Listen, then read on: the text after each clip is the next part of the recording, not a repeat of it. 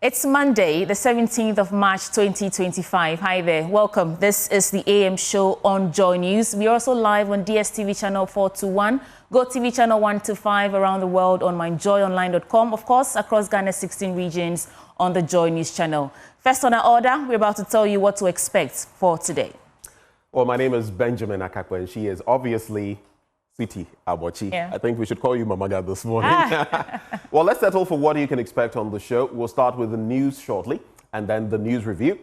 Amanda Clinton, head of the Clinton Consultancy, will join us together with Alfred Thompson, former deputy director of the NIB. Both of them will be our guests. And then, courtesy of Muftau Nabila Abdullahi, will serve you sports, followed by our big stories. So for today in our big stories, we're taking a look at persons with disabilities and the challenges they may have using the media. You know that the media is more than just a source of information. It's a lifeline. It amplifies their voices, fights for their rights, and connects them to opportunities. But with rising attacks on journalists, the very platform that has given persons with disabilities visibility and support is under threat. So this morning, we'll bring you a Joy News Hotline documentary highlighting the risks faced by journalists and what the silencing of the media could mean for vulnerable groups, followed by an engrossing discourse on the issues. You want to stay with us for that? Of course, let's come together and talk about the salient issues that affect all of us. But you want to stick and stay, the news is up next.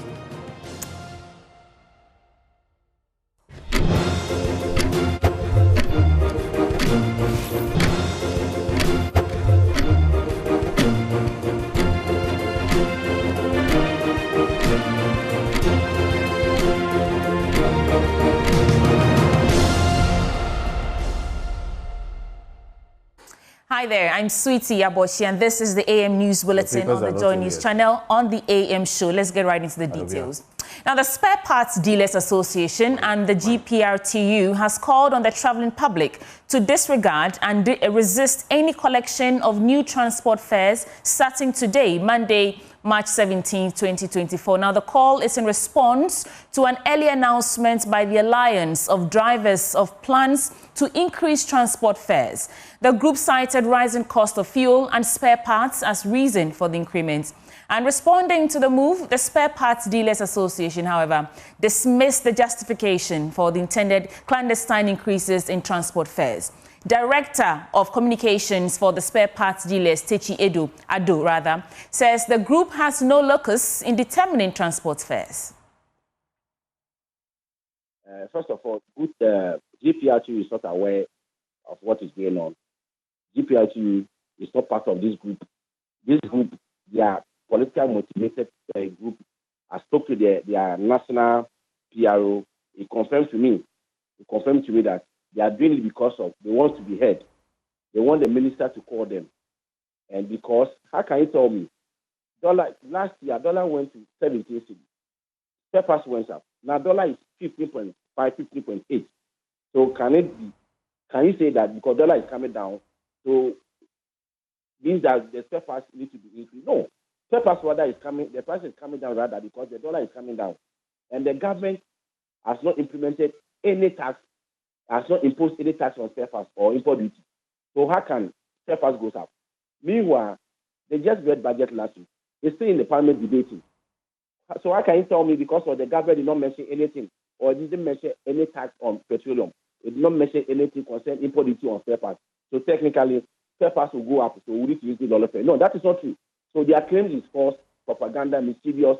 They have an agenda. They want to discredit this government because of the goodwill this particular government is enjoying. Because of the budget is 90% solid. That's the reason why they are doing this. And we are saying that nobody should listen to them. Just these people, just ignore them because they cannot increase dollar fare using spare parts as a yardstick to use dollar fare. That is not true. Okay, the price of spare parts is stable. It remains the same. It's unchanged. That's good because you've issued a statement to resist their plans, but that in itself does not automatically stop their plans. So what do you intend to do to make sure they don't start charging these new fares tomorrow? I'm just going to treat all Ghanaians, the rank of this. They shouldn't pay any fare because GPRTU is the mother body. Mr. Techi, wouldn't that be inviting chaos? No, because it's not going to be any chaos. No. No, it's not going to be any chaos. Still on the matter, Industrial Relations Officer of GPRTU, Abbas Imoro, also calls on the public to disregard any notice of transport increments for the so-called Alliance of Drivers. We are in a country governed by law. I don't think they justify the fact that they owe one or two transport, so they have that authority to come up with any law that they deem necessary. I don't think they justify that. Nobody should pay more than what they are paying, especially from tomorrow. Okay, so my sister, I'm a transport operator. We are looking for money. People are undisputedly. We operate all over the system region. So we don't think there's anybody who needs money more than GPRT. But we have to do it in accordance with a very better understanding. How do we do that? We meet with the Transport Ministry, who, of course, defend the general public. Explain to them, this has changed, this has changed, this has changed. So we are moving from here to this place. They also defend the general public. At times, they will also say, oh, but this has been there for a long time. We know it has changed, but this or that. So we are pleading, let's do it this way. Finally, we come to a very good conclusion before sensitizing the general public. We don't allow any individual who owns a car to come up with any. But if not, then you, the one that you are interviewing me, if you have two vehicles, you tell your driver, change your fare tomorrow. Another person has car. You also tell the driver, to change your. That is not the way we do it. We're asking Ghanaians to ignore any proposed increments tomorrow and pay the usual fares they are paying. Just to wrap. Yes.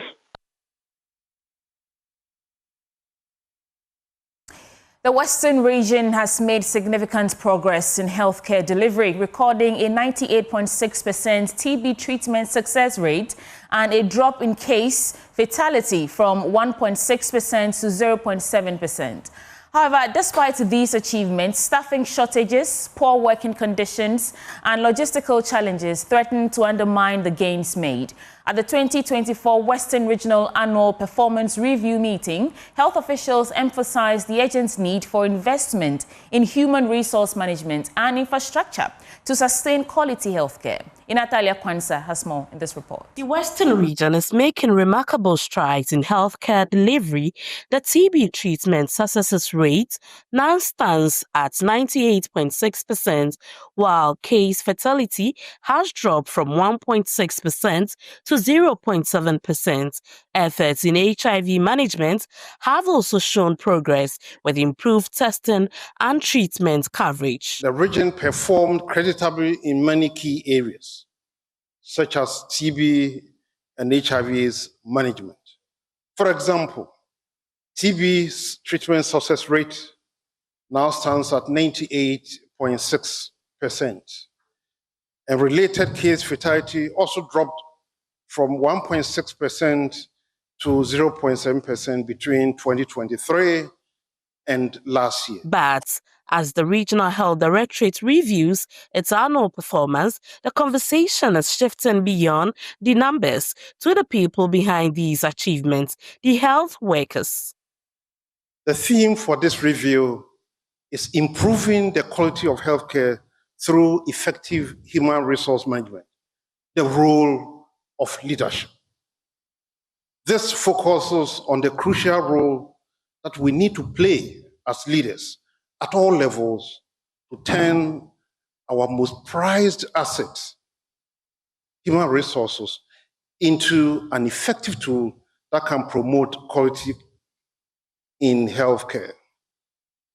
Inadequate staffing, poor staff morale, poor working environment, inadequate training, inadequate supportive environment, overworked staff, and inadequate support to maintain our physical and mental well-being cannot contribute to quality improvement.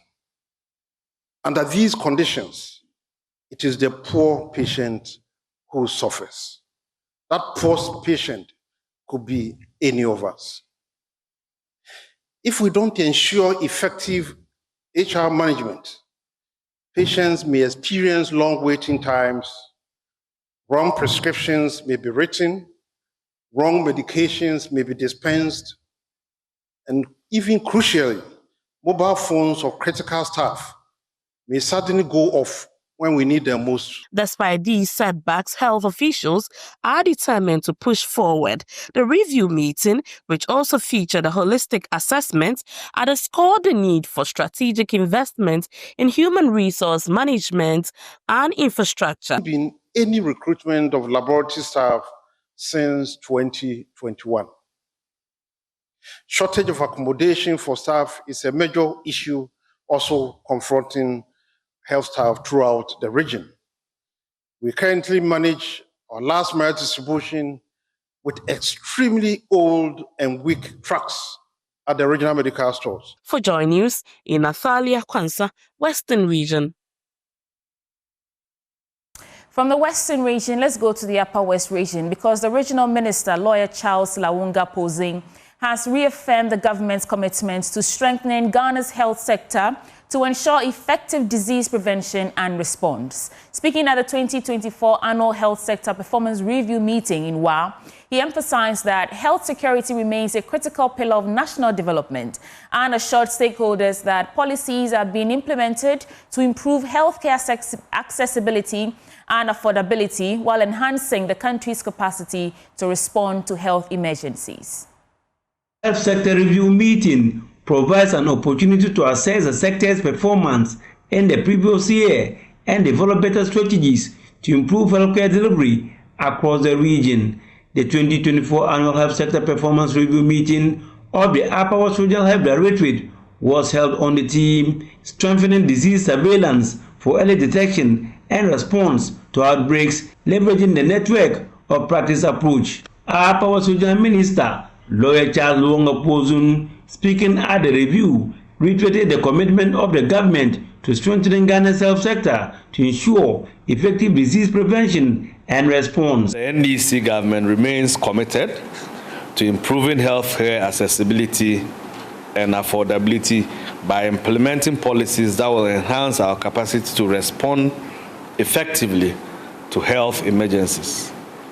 Now, Chairman, a key challenge to strengthening disease surveillance and response is the availability of essential medical equipment and supplies. Turning his attention to the outbreak of meningitis in the region, he outlined measures put in place to contain the situation. Some of these measures include free treatment for individuals affected, deployment of national team of health experts to encourage early reporting and treatment, public education and awareness, strengthening health infrastructure and logistics, and interagency collaboration and community involvement, among others. Regional Director of Health Services, Dr. Damien Puwiri, on his part, assured the people that the meningitis outbreak in the region is under control. In this current outbreak, distinguished guests, ladies and gentlemen of the media, a total of 207 cases and 17 deaths have already been reported, although the season is not yet over. However, the refreshing news is that the outbreak is now under control, as no district has reached an epidemic threshold in the past 3 weeks. Notwithstanding this positive turn of events, the initial case fatality associated with this current outbreak calls for strengthened surveillance and outbreak preparedness systems to early detect and promptly contain not only meningitis, but diseases of public health potential. The health review meeting serves as a swan song for Dr. Damien Puwiri before he heads to the Eastern region. He announced the introduction of the Community Scorecard initiative to enhance community participation in healthcare service delivery. Awards were presented to outstanding health workers in the region, including the medical director of the Upper West Regional Hospital, Dr. Robert Amasia. Reporting for Joy News, Rafik Salam. Wow. 2000. He worked as a Let's do some other stories now. Now, recall that some weeks ago, the Office of the Special Prosecutor, led by Kisi Ajabin, held a press conference to declare the former Finance Minister, Ken Ofori-Atta, a wanted man. In response, Ken Ofori-Atta has sued the Office of the Special Prosecutor to, among others, challenge what power they have to unilaterally declare him a wanted man. Now we know that the Office of the Special Prosecutor has also responded to that lawsuit, and that statement is what we want to bring to you this morning because it gives us details in terms of what they're saying is their response. Now, according to that statement, which I believe we'll be bringing to you in a minute, but while we wait for the statements, let's do some other stories. The University of Education, Winneba, celebrated International Day of Mathematics in an occasion that highlighted the significance of math education. Now, during the celebration, Professor Damien Reku, a former dean of the Faculty of Science Education at the school, encouraged teachers to inculcate the mental strategy of traders into early childhood math education, which will ensure more practice of the subject by the children and dissipate their fear of mathematics. Abigail Isel Nkrumah has more in this report. During the commemoration of International Day of Mathematics at the University of Education, Winneba UEW, a former dean of the Faculty of Science Education at the university, Professor Damien Kofi-Mreku, indicated that the fear of mathematics by students stems from the subject's practicality and urged that the interest in mathematics should be built from childhood, highlighting the involvement of the mental strategy of traders in early childhood math education. Well, for the fear of mathematics, one of the major things is because of this, because most of the things are practical, but the teachers don't actually take the students through the practical activities so that they will get the concepts. We need a lot of practice activities and mental math activities. The market women, as our colleague said, are able to give change very fast. But you, the one who is buying a thing, academic math teacher, you start working how you are going to get, how much you are going to get for the money you are giving to the woman. It takes time. But as soon as you give him the money and he sees how much you have bought, he knows what to give you. But it is true practice, and they have their own strategies to do it. We need to encourage you.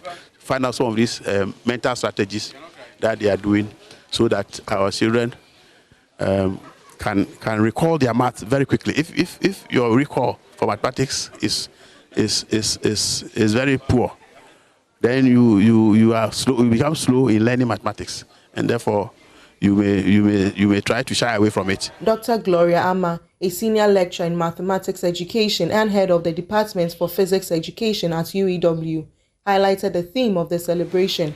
This year's theme, Mathematics, Art and Creativity, encourages us to embrace the artistic and aesthetic aspect of mathematics.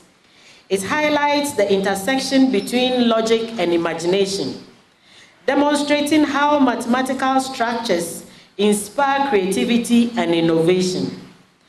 Mathematics is not only about precision, it is also about exploration, artistic expression, and problem solving. Mathematics fuels creativity in ways we often overlook. Professor Peter Akayure is an associate professor of math education. Now we are living in the artificial intelligence world, is that not it? And now they are even cloning human beings. You should know that without mathematics, nobody can do that. And you also know that when you even clone or when you come out with your artificial intelligence something, you don't create some beauty in it, people will not be interested. You realize that any video, any picture you see, there's always some creativity in it, even though there's also mathematics in it. From the University of Education, Winneba, Abigail Isel Nkrumah reports for Joy News.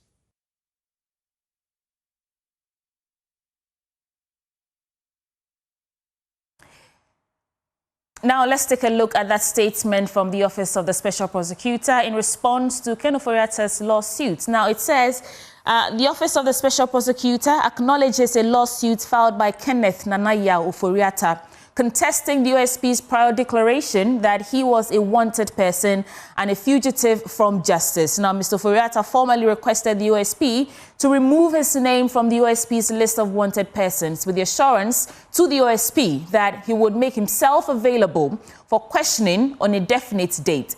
The OSP, in good faith and on the basis of Mr. Ofori-Atta's assurance, granted his request and removed his name from the OSP's list of wanted persons, pending the personal attendance at the OSP on that definite date. Mr. Ofori-Atta is mandatorily required to appear in person before the OSP on 2nd June 2025.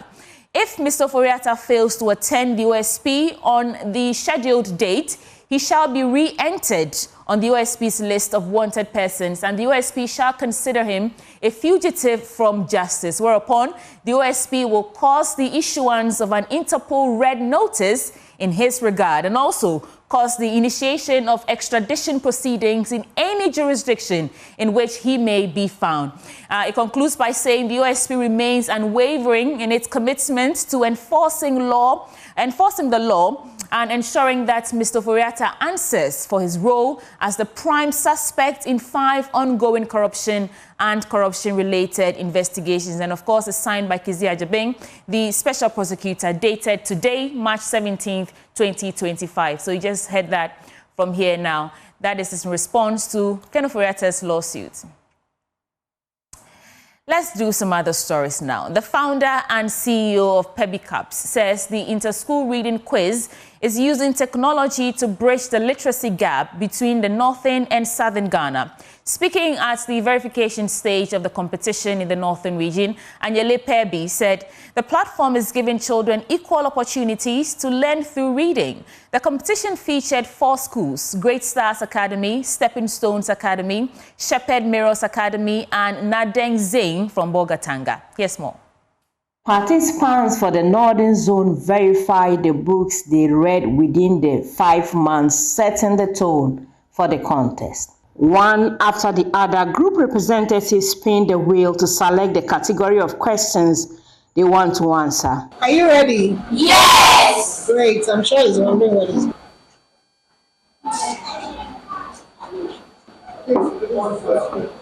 Food. Our first category is food. What chemical process does kenke undergo? Fermentation is correct for 5 points. This competition is to enable the 4 participating schools to select 3 representatives each to represent the zone at the national contest. The winner at the national level will be offered an all-expense-paid trip to Dubai. Speaking to Joy News, the founder and CEO of PebiCaps said the initiative is aimed at sharpening and encouraging reading in schools. So PebiCaps is taking that opportunity to give to children in Tamale and across Ghana the opportunity to actually have the same access to resources as children abroad, and therefore to have the potential to reach all that they are meant to reach.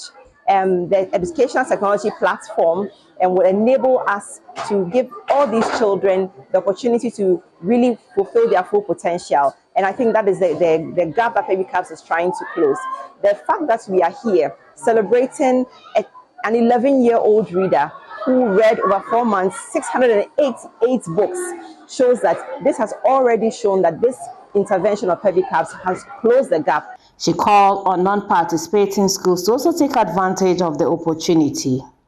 These children who have already joined our program are getting a head start, are getting an extra advantage by reading lots of books that build their background knowledge and help them in their comprehension and overall academic achievement. If you're a school and you're not yet on the PebiCaps program, where you get children to read so they succeed in school and beyond, then it's time to join the PebiCaps program. Our program runs all year through, whether it's even during the school term or vacations. We are able to get the children to read, and not just read, but enjoy reading and want to read more. PebiCaps school coordinators for Northern Zone shared with Joy News the impact the initiative has made on their students after joining the reading contest. PebiCaps has come to enhance that reading culture. Improvement. I've realized that some of them were not performing well in class, but today when you get to the classroom, we have most of them second, third, fifth, and first among them seated here.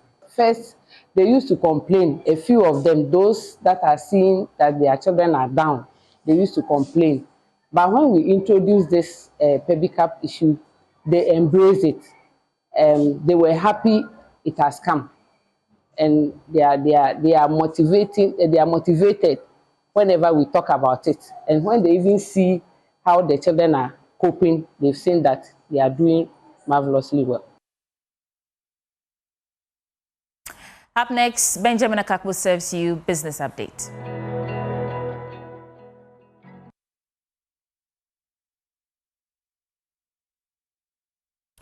Welcome to our Business Update segment on the AM show. Now, the Ghana Revenue Authority has justified government's decision to increase the growth and sustainability levy for the mining and extractive sector to 3%.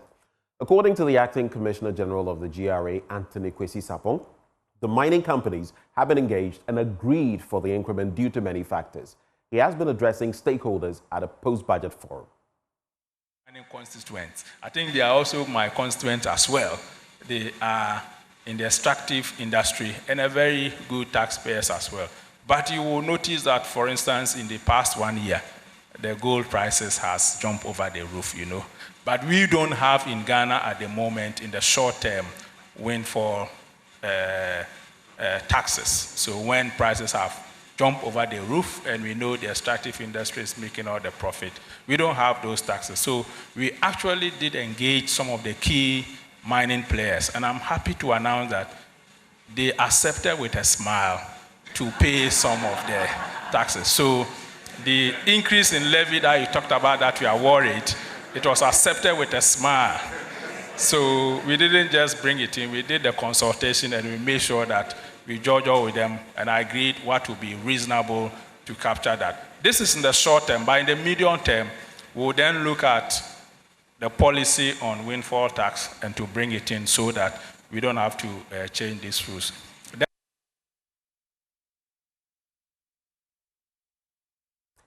In our second story, the bulk oil storage and transportation has taken a step further in the country's quest to move towards clean energy.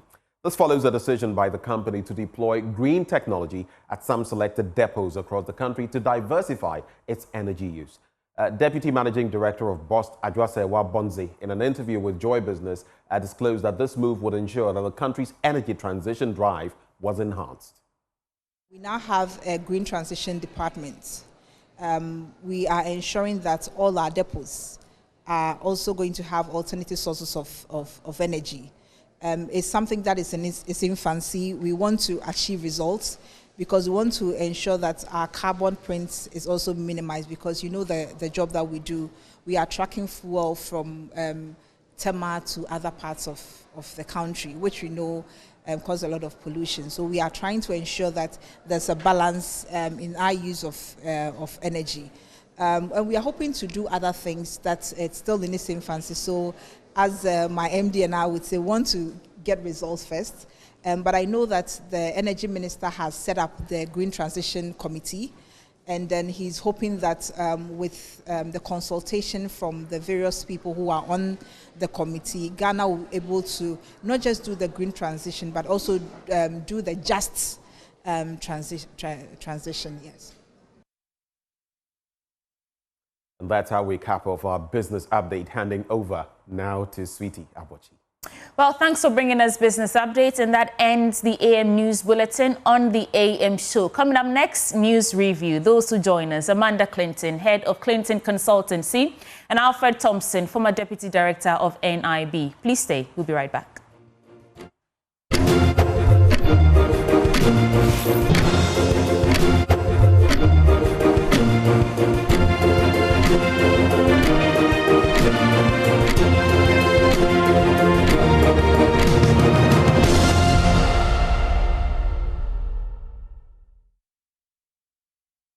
A warm welcome back on the AM show. Time now for the news review. And just to let you know, this show is brought to you by kind courtesy of Waylead Properties. Now, let me ask you, are you thinking of a rewarding investment you can engage in? Waylead Company Limited is your preferred choice for such an investment. Waylead Company Limited is a real estate company with several developments to its credit in Accra. Invest in our new development, Willow Lane, where elegance will meet tranquility in the heart of Accra. We provide quality housing at an affordable cost and with a flexible payment option. At Waylead Properties, we provide you with 24-hour security, reliable power supply, and other social amenities to make your stay a memorable one. All you have to do now, pick up your phone, give us a call. 0240 111 119 or 0504 499 999. You can also visit us on www.waylead.org. SolarMate Ghana. You want to select a solar system from our various solar packages ranging from 30,000 Ghana cedis to 99,000 Ghana cedis. And all our solar systems come with lithium-ion batteries.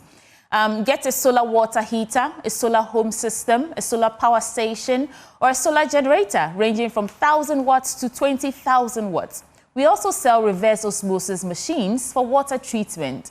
Google SolarMate Ghana to find us both on Facebook and on Instagram. Or you can simply call 050-832-0470. SolarMate Ghana is located at Adringano, East Legon. SolarMate, we go everywhere. Amanda Clinton, head of Clinton Consultancy, is our guest this morning on the AM show. Good morning, Amanda. Good morning. Did you have a good weekend? It was quite pleasant. Yourself? Yeah, it was fabulous. It's good to have you. Let's get straight into what you want to reflect on this morning. You have about a minute and a half, at most 2 minutes, to walk us through that. Well, I think that it's been hinted that Mahama hints at national airline, and I think that would be quite, patriotic to have a national airline, although airlines are incredibly expensive to run in terms of profit margins. And the second big headline that hit us, I think, in the last 48 hours is that Ken Ofori-Atta is suing the OSP based on, was it professional misconduct on the OSP's part to declare him a wanted person, and could he possibly have dealt with this through his lawyers as opposed to dealing with it in the media in terms of, issuing his responses in the media. Yeah. So those are the two things I think I picked up on in the last 48 hours.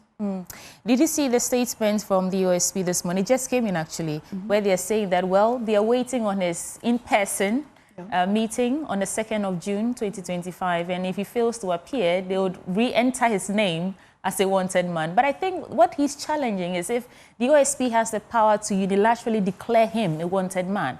But, well, let's see where that goes. Ben, quick comments before we get into the papers.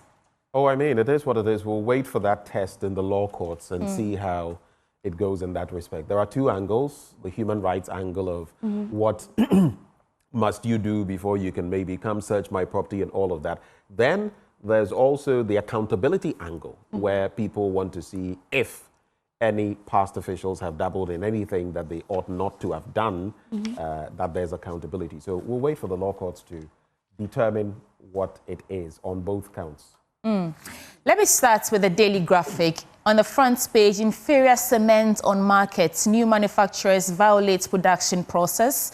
Ofori-Atta sues OSP. We're just getting a bite of that. OPCL Property acquired Chinese company shares in Ghana Bauxite. CRI advocates detailed documents for educational interventions.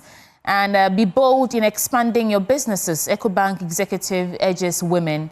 And lastly, Zenith Bank opens first ever banking clinic for tertiary students. I think I want to start from the very first story here about inferior cement on the market. Some recently established cement manufacturers are substituting limestone, a key raw material in cement production, with cheaper and inferior alternatives, insiders have revealed. In separate interviews, the Daily Graphic, industry players and regulatory officials revealed that certain manufacturers, some of whom have been caught in the act, are replacing limestone with quarry dust, clay, silica, and other low-grade substitutes. That's worrying.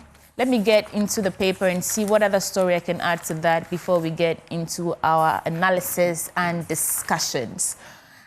Just for the benefit of our audience, let me get into the story of Ofori-Atta sues OSP. So the former Finance Minister, Ken Ofori-Atta, has filed a lawsuit against Office of the Special Prosecutor and the Special Prosecutor, Kisi Ajabeng, over the declaration of the Anti-Graft Agency that he was a fugitive from justice and a wanted man. Of course, the application for the enforcement of his fundamental human rights and Article 33 of the 1992 Constitution was filed on March 13th. And now we're getting a response today, March 17th.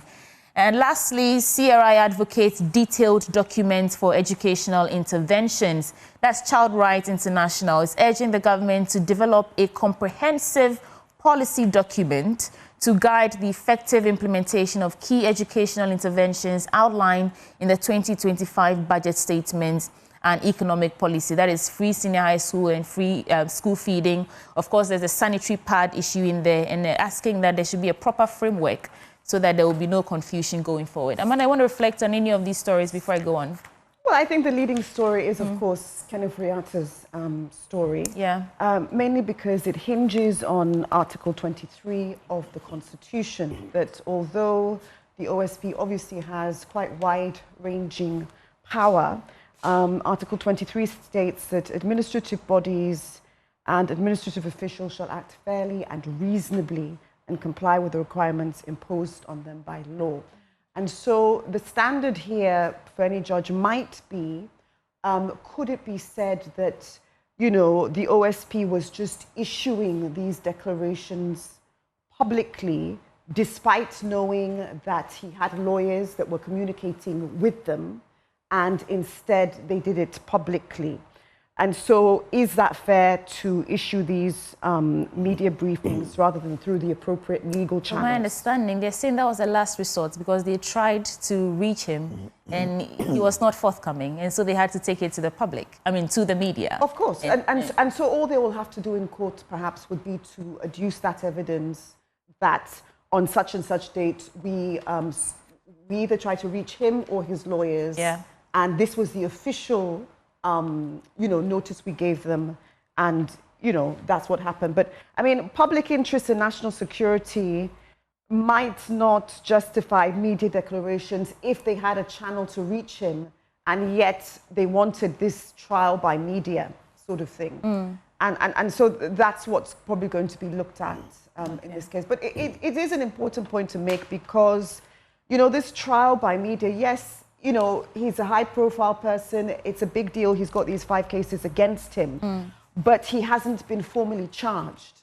And if he did let the OSP know, these are my lawyers, and these lawyers were constantly communicating with the OSP, and then the lawyers can prove that the OSP would rather, you know, declare this in public, I very much think that it would be in violation of Article 23 of the Constitution. Okay, let's do some other stuff. I like how your papers are all on the table.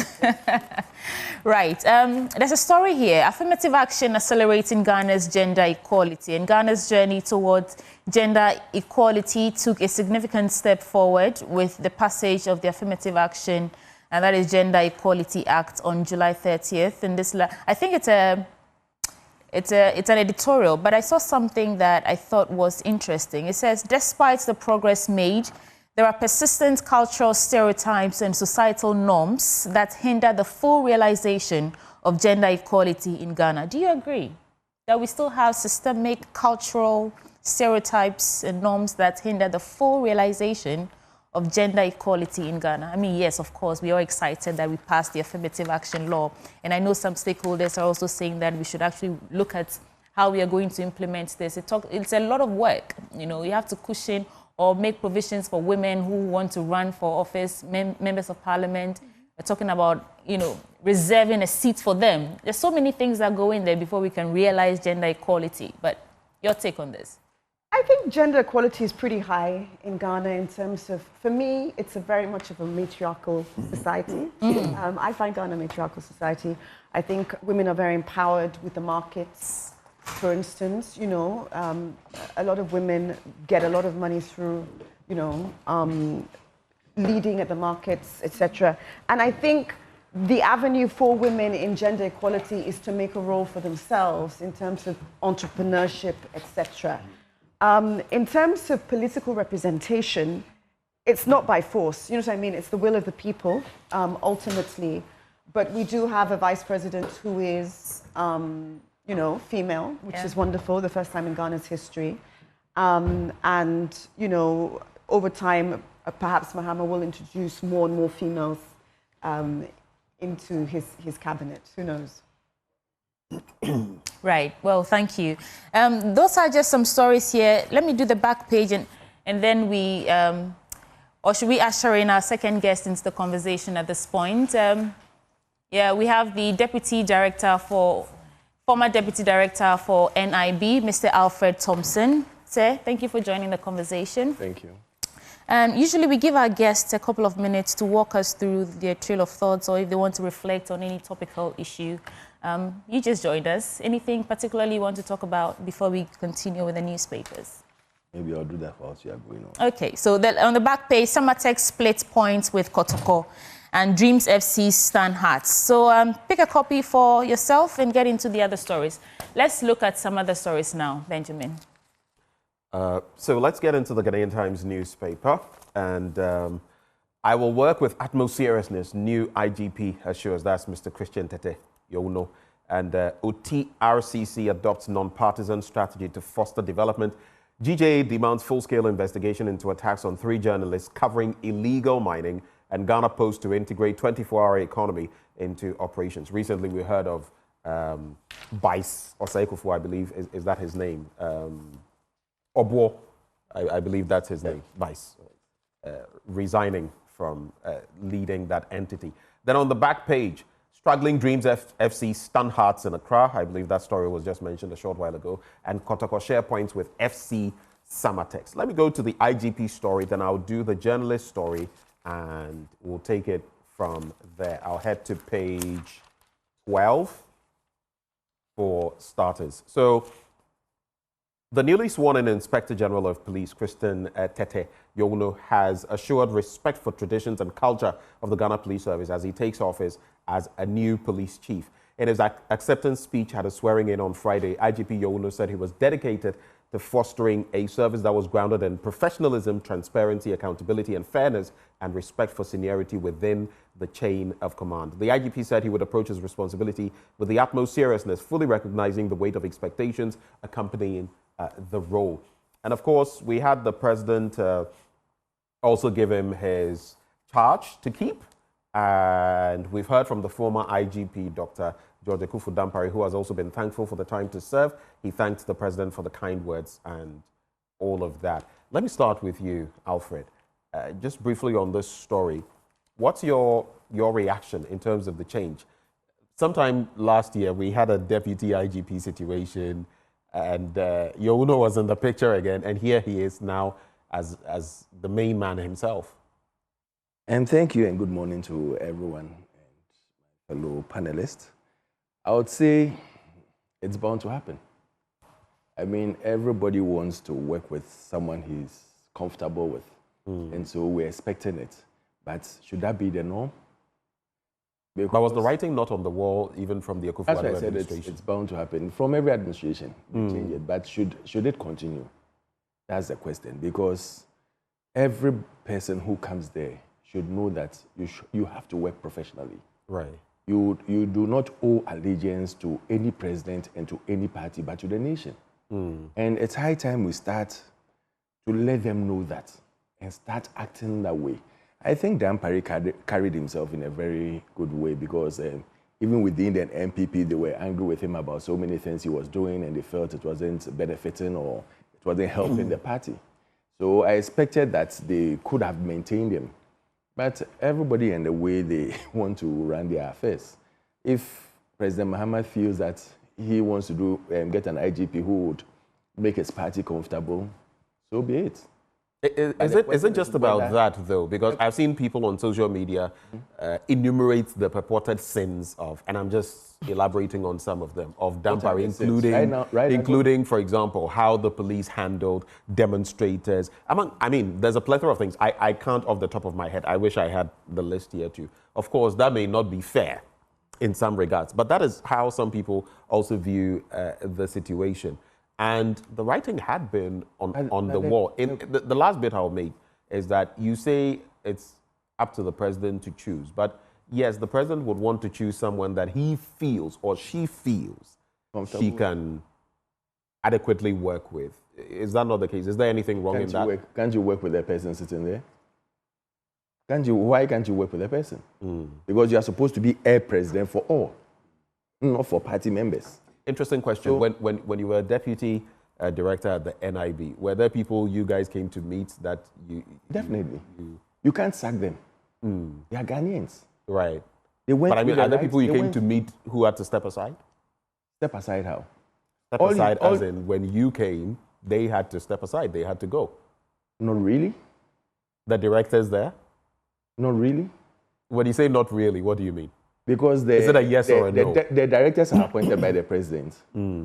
So you don't have any hand in it. That's exactly what I'm pointing to. The general managers, when you came, there were some people who had served as directors, the general managers and they had to go, and you came. The general managers are there, but from time to time we do reshuffling to make sure that people don't stay on their jobs for a long time. Okay. It makes them become too convenient and too. They become sometimes, if you're not careful, they do things that are not supposed to be done. So from time to time you need to change and see how the system is moving. Right. So that is done. But with the IGP, they have their tenure. And I believe that if the person has worked professionally through the ranks, let him be there. An interesting question that came up. Let me bring it to Amanda. Just to end here, please, before you go on. The earlier thing you said was that people had complained about his work. Some people. I believe that if you ask me today, that the police service today, as compared to previous, has it gained more respect? Yes, it has. I agree with you that it has. People have now believed more in the police service. There's more respect there. Everything they are doing. But in every situation, there are challenges. Okay. And we face them and correct them as we move along. Okay, let me move to Amanda. And indeed, that is one of the things. When you look at the optics outside, everything happening, I think Dampare did a very good job, police visibility and all of that. But some people also say in the Ghana Police Service, administratively, there was a lot of rot going on, which is why for the first time you would see videos of some purported police officers celebrating when Dr. Dampare was ousted, right? What do you think, though? Alfred made a point that he had served, but people say Youno, in terms of seniority, he's been in the police for 40 years. Some say it should have been him, but you know we have this system, even with our justices, Supreme Court, Chief Justice and all of that, where you can jump and all that. Some say it was only fair for Youno. My other bit to you is, what then happens when they are forcefully retired like this? Because at this point, he can't do anything in the Ghana Police Service. It's either Council of State or something else. It means, how then do we gain from their expertise once we put them on this road? You know, the buck stops at the president, and respectfully, you know, one of the president's main mandates, any president, is security. And so if he is dealing with his security mandate, he puts who he wants, and, you know, perhaps the previous president did the same thing, etc. And yes, I can see the correlation between, you know, you're sort of looking at Chief Justice roles. Just because a new president comes in doesn't mean you get rid of such a, you know, a wise person. But I was saying it more from the standpoint of you can be a senior at the bar or even at the bench, and yet someone else who is a junior can be made the Chief Justice ahead of you. Yes, but he's choosing his own people. You see what I mean? In terms of, these are people he's worked with, these are people he trusts, and this is a major issue. It's a security issue. And so he wants someone who can perhaps implement his policies and someone he can work with, etc. And maybe he just thinks this is a better candidate. And maybe the next president who comes in will do the same thing. So the only way we can stop this happening, perhaps, is to legislate something more effectively to stop people just changing at will. But it is a security matter, and he wants to work with people who he wants to work with. I mean, whether you look at it this way or that way, you will find justification. And there's also that matter in court, Imani Africa and Professor Kwesi Enning as well. But once the die is cast, I don't think... Isn't it funny that Dowonu was made Deputy IGP? I mean, for the first time, we all heard that title. And this is the same Dowonu who has become the IGP. It wasn't the first time. So I think I've heard that thing at some point in the past. I've heard it before. It's been long. It's been a long time, but I've heard it before. But it's usually the IGP and the rest are the COPs who follow, but not the Deputy IGP. But the same person has now become the IGP. So if you are looking at party coloration, you can say that, the President Akufo-Addo felt he was NDC, but still made him a Deputy IGP. So we should be President Akufo-Addo felt he was NDC?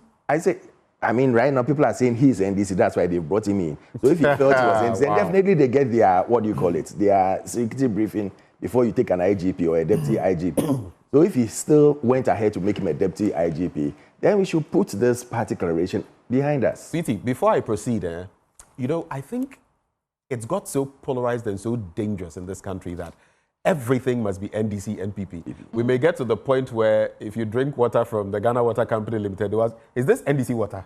Yeah. Is this NPP water? Yeah. Like, hey. Over the weekend, I was watching Newsfile, and something Professor Bafo Ajimandua said that I thought was interesting. I want to know if you agree. He said he should have resigned. Who should have resigned? He said... he said he should have... Dr. George Akufu-Dampare should have resigned on his own without the statements, which people are describing as quite, you know, I don't want to say scanty, or he didn't give a lot of detail, just saying that you're out, your home is clean. To maintain his dignity. But they didn't write a statement that he was out. All we saw was that Yowonu has been made IGP. Yeah. But we didn't see any statement saying he was out. Was that dignifying of the position of an IGP to be removed in that manner? On the social media, I was reading somewhere that someone said that I think the lobbying from him was too much. That's why Mahama had to get him out in the hole. I think it's a lawyer, Kwebu. I didn't catch No, I saw it somewhere. But what I'm saying is that everybody lobbies.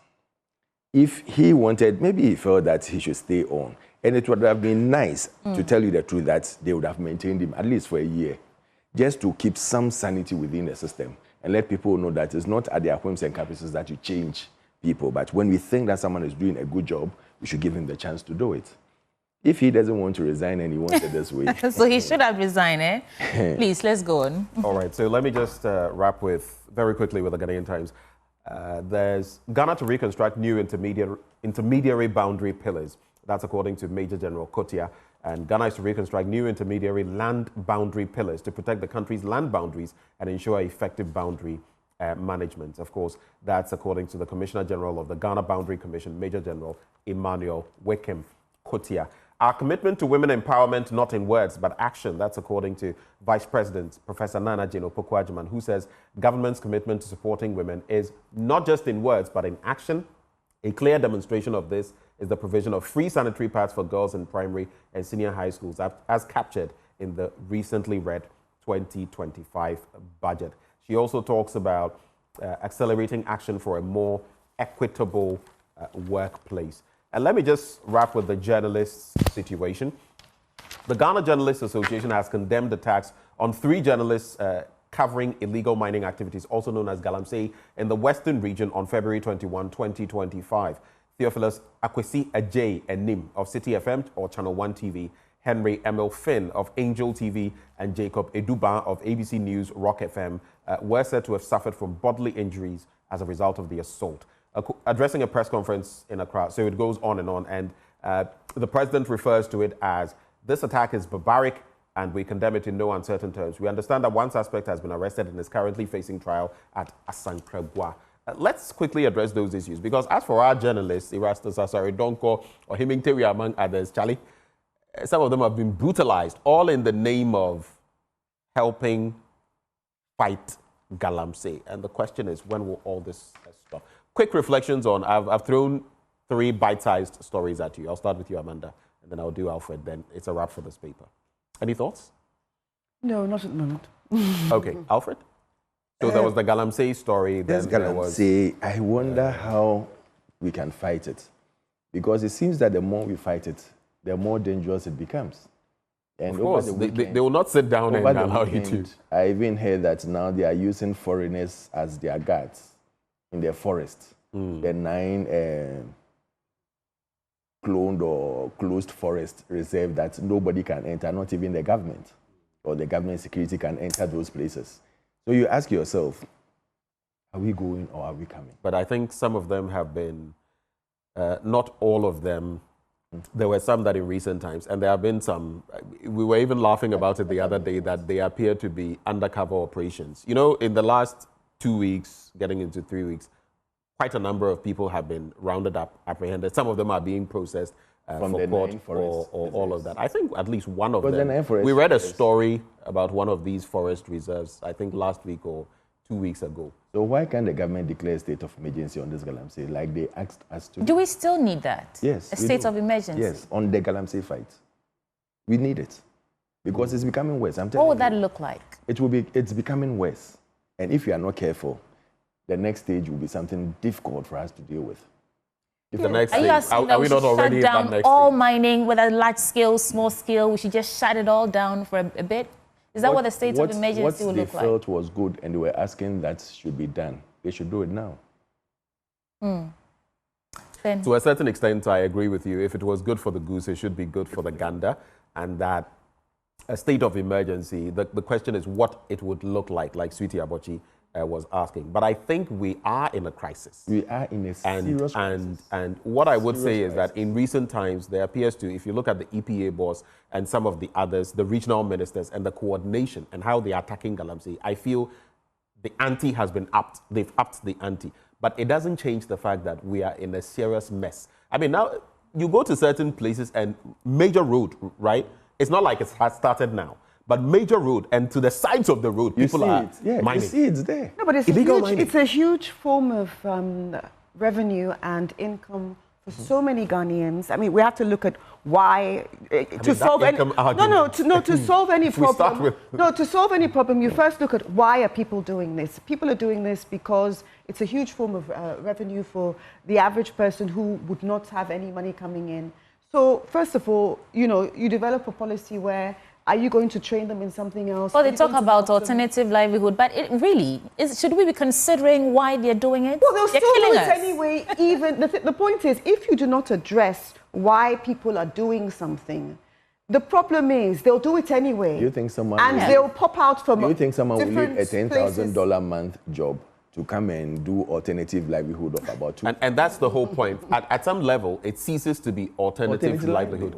Those who are saying, oh, I'm doing this because I have no work, there is that bracket. But if you look at it predominantly, it's a greed problem. Yeah. Because like Alfred is saying, if he were able to earn 10,000, I'm sure he could, and if he felt that, oh, I would be safe and I would get it every month, Alfred, wouldn't you consider that is the problem? Give me a ministerial position, I'll tell you to take it. If I'm going to get 10,000 just like that every month. But you know what's surprising? What's surprising is, reports that are coming in about NDC, members, sympathizers who are taking over the Galamsey. It's not surprising. It is because they position themselves as the ones members and sympathizers taking over toilets and other institutions all over the country. I'm saying prior to them coming into office, they positioned themselves as the ones who had the solution to the menace. Before we took over in 2017, and so to hear they were in charge. Well, I'm just saying that it's surprising that the current administration, the NDC government, is, I don't want to say looking on while some of its members are doing the exact same thing that we were campaigning, protesters on the street saying that stop Galamsey, and then you come in and then your people are doing this. And it's almost as if you're shutting one eye and looking at other things with the other one. When you do politics with Galamsey, that's what happens. Yeah. I'm telling you the truth. When you do politics with it, and that is why when we're fighting it, I kept on saying that we shouldn't go partisan on it.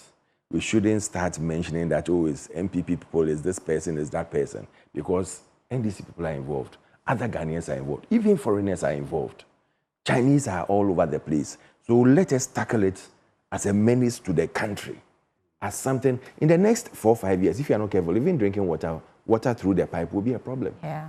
So I think that is not new. The Ghana Water Company Limited has been crying for how long now, and talking about the same thing. If you asked me, though, I would say that I'm seeing more action now than I've seen for a long time in handling the situation. What, however, must be done is that we can't let our feet off the gas. Those are the same actions I mentioned a short while ago. But you know what I find? You are fully aware of them. I don't pretend you don't know them. Sometimes I think it's also a matter of phrasing things. Like, for instance, America years ago had this anti-war, anti-drugs campaign.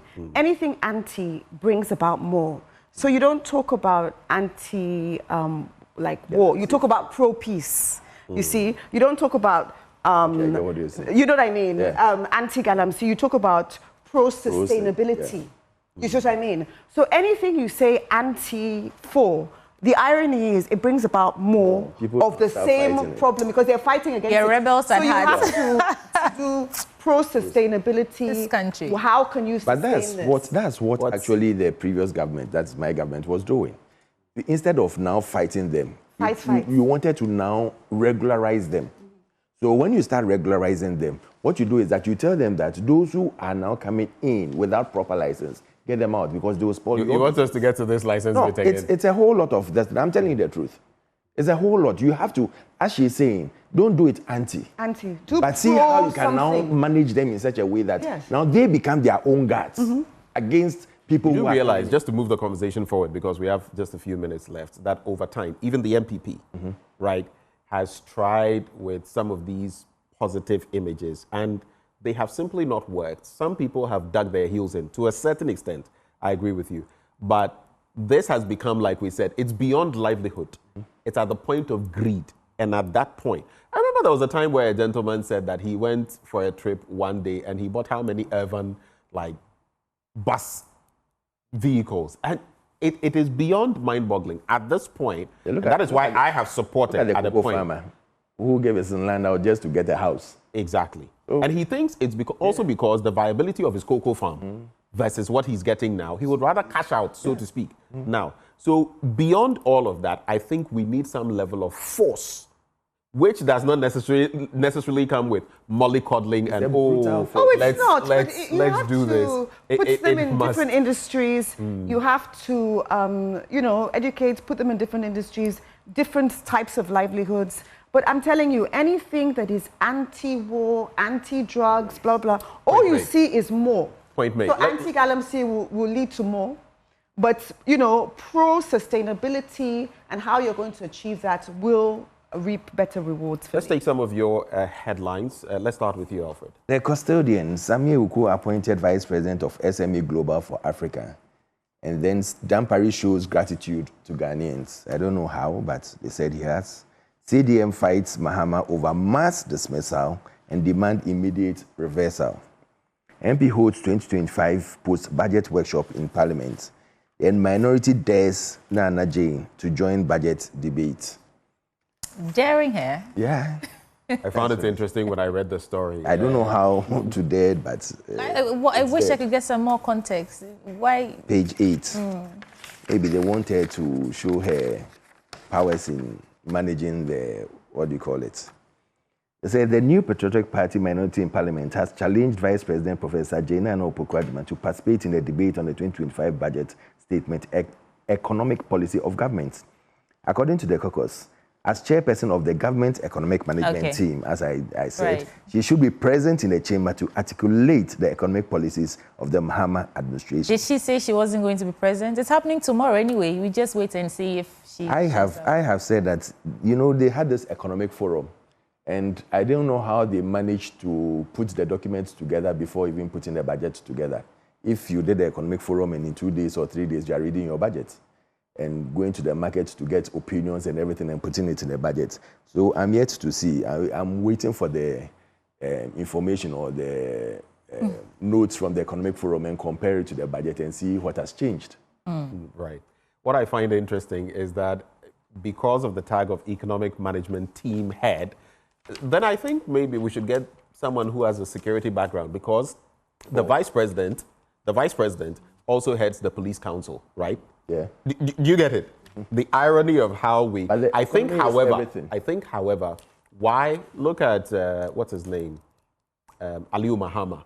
Look at other people who have been vice presidents. Well, you can say Atta Mills, when he was vice president, because of his tax law background, there was all of that, and the GRA.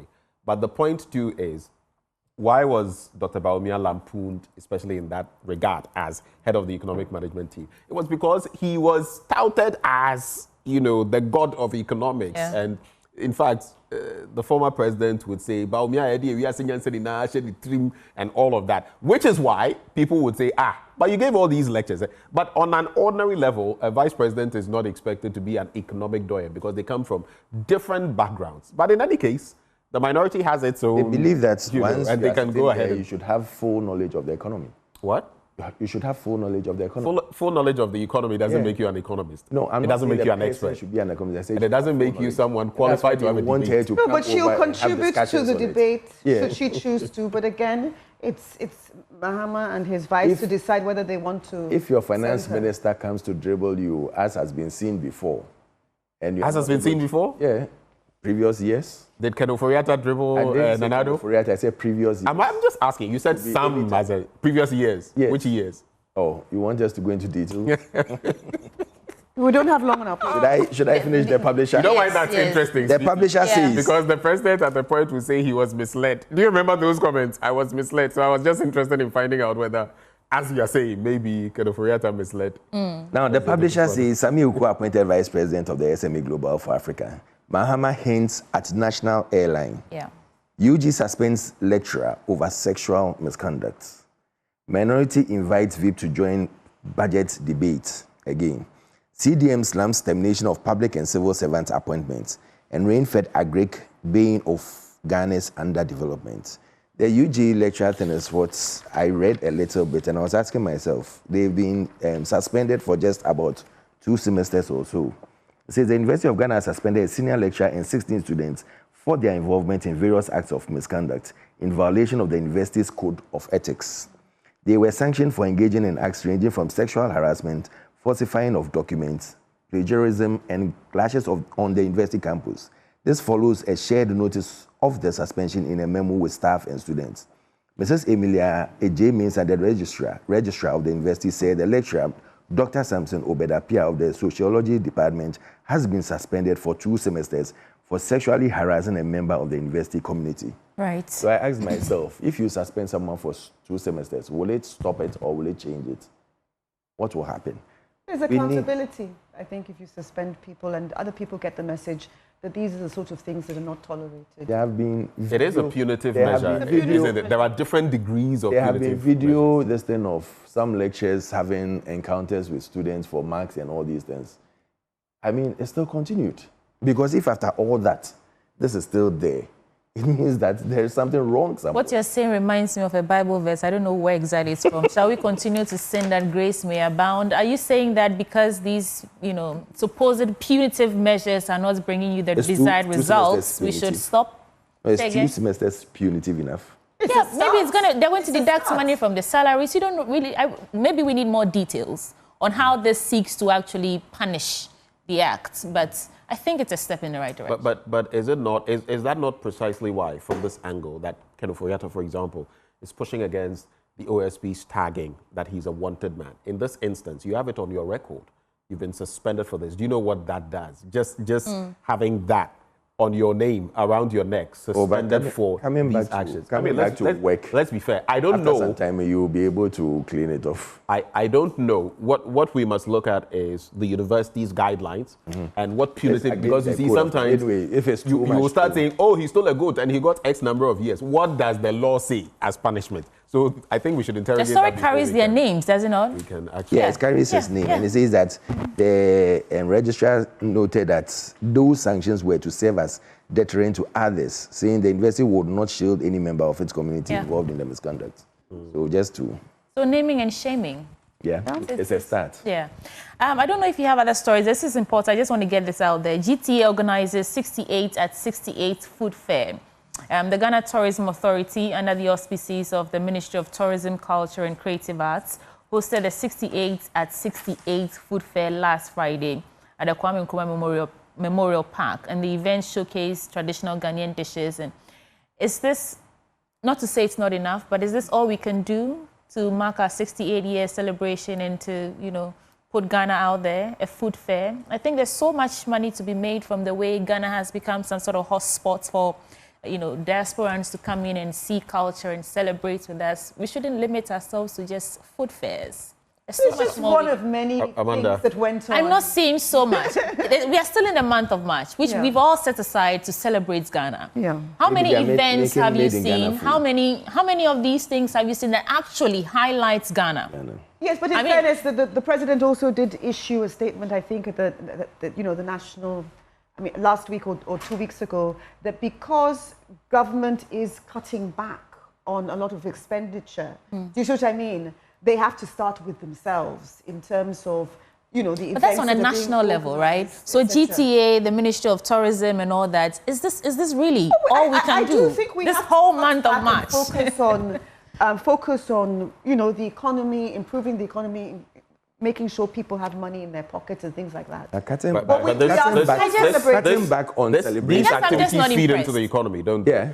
It's not to say that we are scaling back, but as she makes the point, I may not necessarily corroborate everything because I have also seen a few things, but if we are scaling down, what will also be the effect? Because these things also generate revenue, don't they?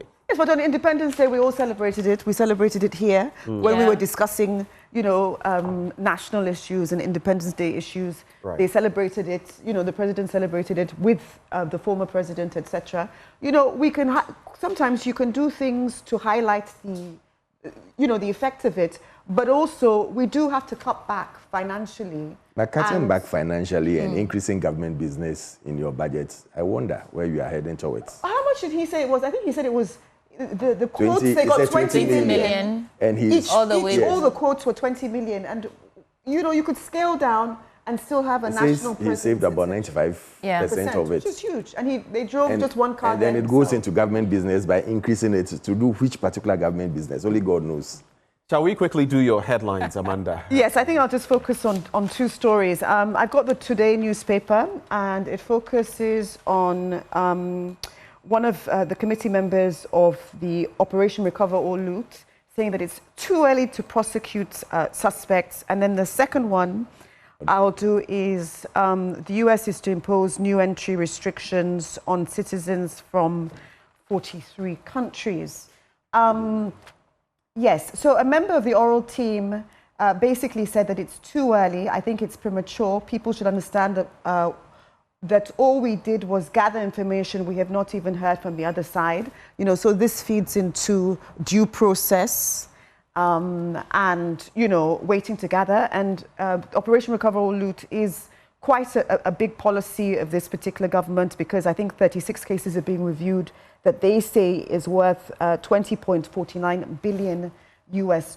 So they're going to focus on gathering information and due process. And of course, oral is just a policy, because people seem to misunderstand. Oral is just a policy where they gather the information and then they pass on that information to bodies like the Attorney General's Department and OSP, etc.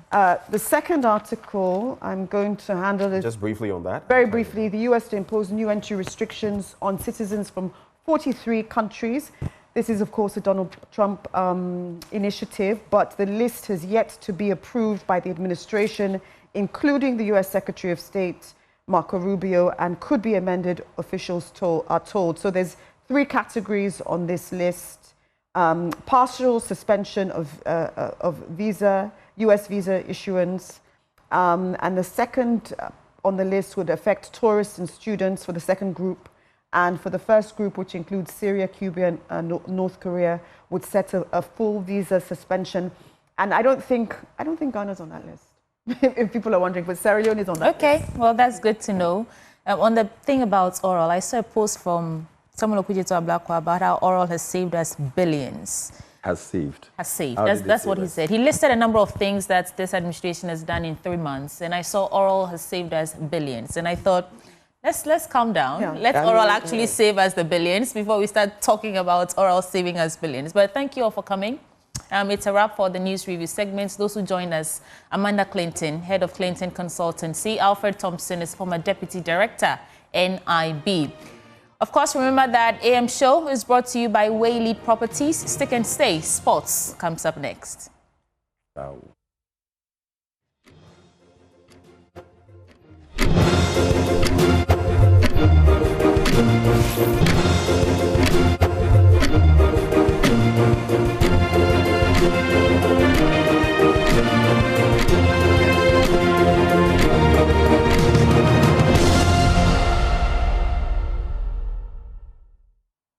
Good morning, everyone. Welcome to AM Sports here with me, Muftaro Nabila Abdullah. Black Stars will begin training later today ahead of the World Cup 2026 qualifier against Chad on Friday. Otto Addo named a 23-man squad last week Friday, and the team is expected to start training later today at the Accra Sports Stadium.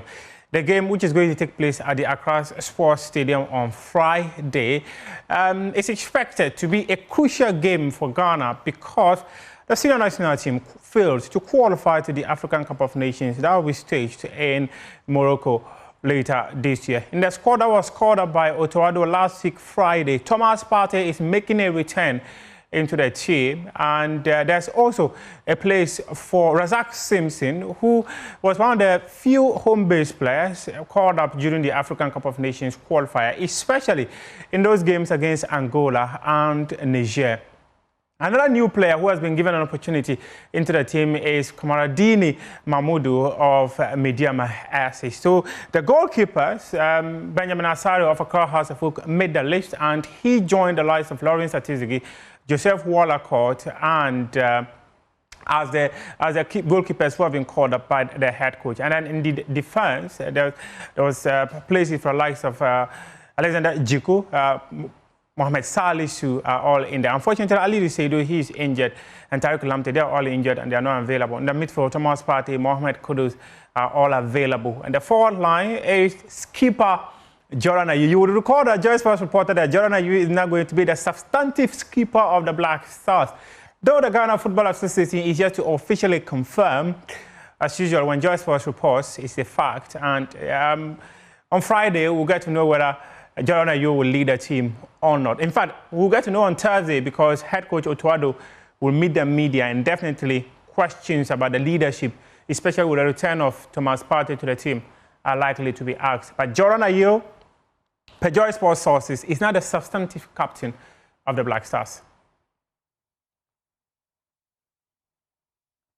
To the Ghana Premier League, Kumasi Asante Kotoko were held to a 1-1 stalemate by Samatex. It was the Porcupines who came from behind to secure a point in this contest, courtesy of Kwame Opoku's strike.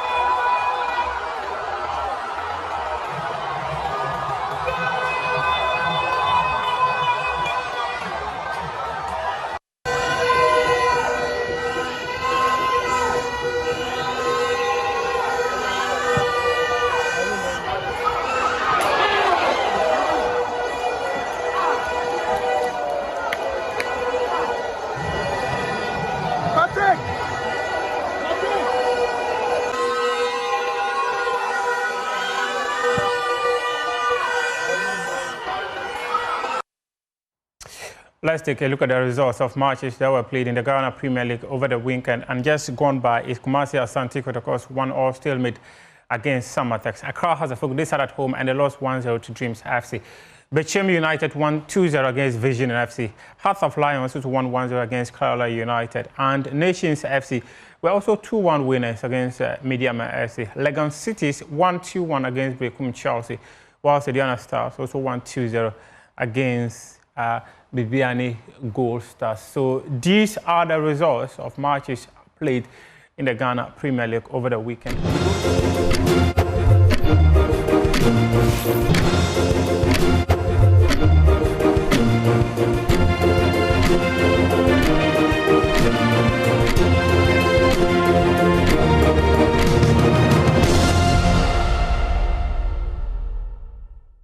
Welcome back on the AM show. Now, before we bring you the stories in our big story segment this morning, take note of this important information.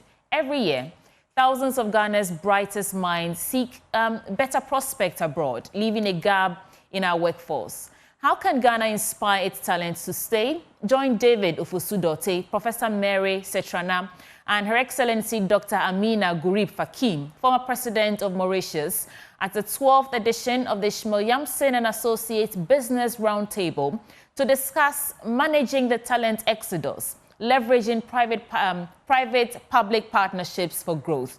The date is the 7th of May 2025. It's happening at Labadi Hotel. Starts at 9 a.m. sharp. And to register your attendance, text your name and organization to this number, 0530-117-202, or simply send an email to info@ieyamson.com. Let me also tell you about Syntex Tank, because Ghana, let's talk about water tanks. Do you know the secret to real water storage? It's simple. If your tank doesn't have the tortoise on it, then it's not the correct tank. That's right. The tortoise tank, Sintex tank, is a champion of water tanks. It is strong and durable and built to handle our Ghanaian weather. Whether rain or shine, Sintex tank has got your back. So go outside, check your tank. If it doesn't have a tortoise on it, it's time to upgrade. Join the Sintex tank family today and enjoy water storage that's tough like a tortoise. Call us on 0244 335 168 to buy or to find one of our over 400 agents nationwide. You can also shop online at sintexgh.com. Sintex tank, a strong, a tough. Now, for our Ghana Man series this morning, we want to take a look at Kotoka International Airport because, well, we are taking off on a journey through history, right from the heart of Ghana's aviation hub, Kotoka International Airport. From its wartime beginnings as a British military air base to becoming one of West Africa's busiest airports. But one thing is still missing, a national airline. Collins Frimpong takes us through the highs and lows of Kotoka International Airport story today for our Ghana Man series. Enjoy. Kotoka International Airport was originally built as a military base during World War II, serving as a strategic outpost for Allied forces. After Ghana gained independence in 1957, it was converted into a civilian airport and initially named Accra International Airport. In 1969, it was renamed in honor of Lieutenant General Emmanuel Kwesi Kotoka. Today, Kotoka International Airport has evolved into a major aviation hub with an annual passenger capacity of approximately 5 million. The airport comprises 3 terminals, including Terminal 3, the newest and largest completed in 2018 as the primary international terminal. Its 3,403-meter runway allows it to accommodate some of the world's largest aircraft, including the Boeing 747 and Airbus A380. However, despite having a modern airport, Ghana has struggled to sustain a national airline. The country's former flagship carrier, Ghana Airways, was grounded due to financial difficulties and later transitioned into Ghana International Airlines. Mounting debt, including a £4 million lawsuit from BOAC that resulted in the seizure of one of its aircraft in London, ultimately led to its collapse. Efforts to revive a national airline have repeatedly stalled. In 2019, the government signed an MOU with Boeing to acquire 3 787 Dreamliners, with Egypt Air expressing interest in assisting with the project. Years later, however, those plans remain unrealized. For now, Kotoka International Airport continues to serve as Ghana's international gateway, and the dream of a national airline remains grounded. Collins Frimpong's report read to you for Joy News.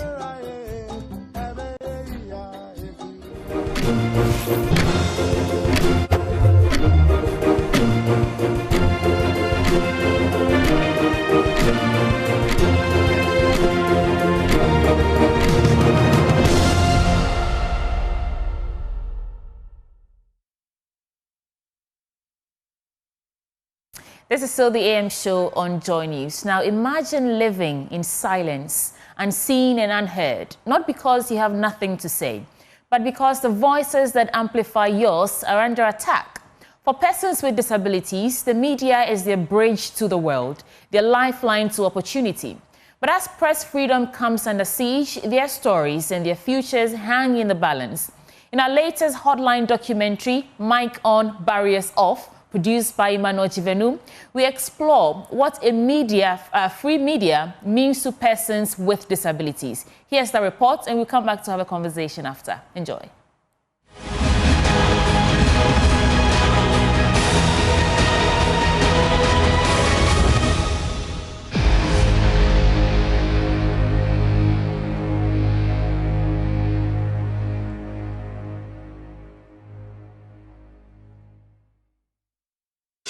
Staff of the Multimedia Group Limited have been attacked by armed men. 4 people sustained varying degrees of injuries. Now, joining us is assistant editor Ohemi Chewia. Around the world, the media has been a powerful tool, amplifying voices that would otherwise go unheard.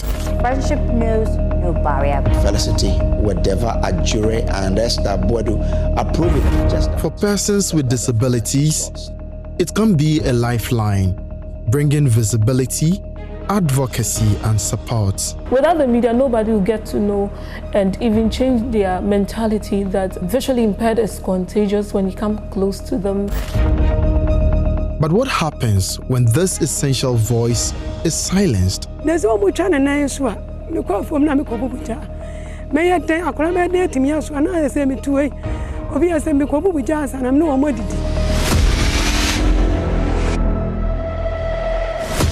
Journalists are facing increasing risks while gathering the truth. In the eastern region, where we've had illegal mining activity taking over the years, as you can hear, that's the sound of gunshots fired by the police. Globally, the Committee to Protect Journalists reports that over 200 journalists were imprisoned in 2023. I call the role for some of my friends and colleagues who are living testimonies. But all over the world, there are thousands whose memories go 6 feet deep. Why? Because they went out of their homes to do their job. A chilling reminder that the freedom to inform is under siege. In Ghana alone, between 2019 and 2023, over 50 cases of violence and harassment against journalists were recorded, including physical attacks, intimidation, and legal harassment. For persons with disabilities, media freedom is not just an abstract concept. It is a bridge to social inclusion, education, and resources. According to UNESCO, accessible and open media is critical for upholding the rights of persons with disabilities, providing them with vital information on healthcare, education, and employment. My name is Emmanuel Jivenu, and in this documentary, we explore what a free media means to persons with disabilities. Through their stories, we reveal why it is essential to guard against any attack on journalists and the media.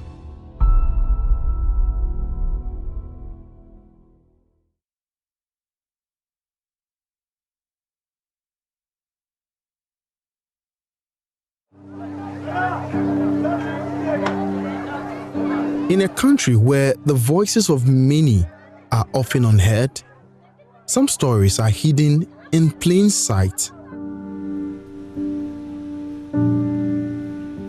For people living with disabilities, even the most basic tasks can become monumental.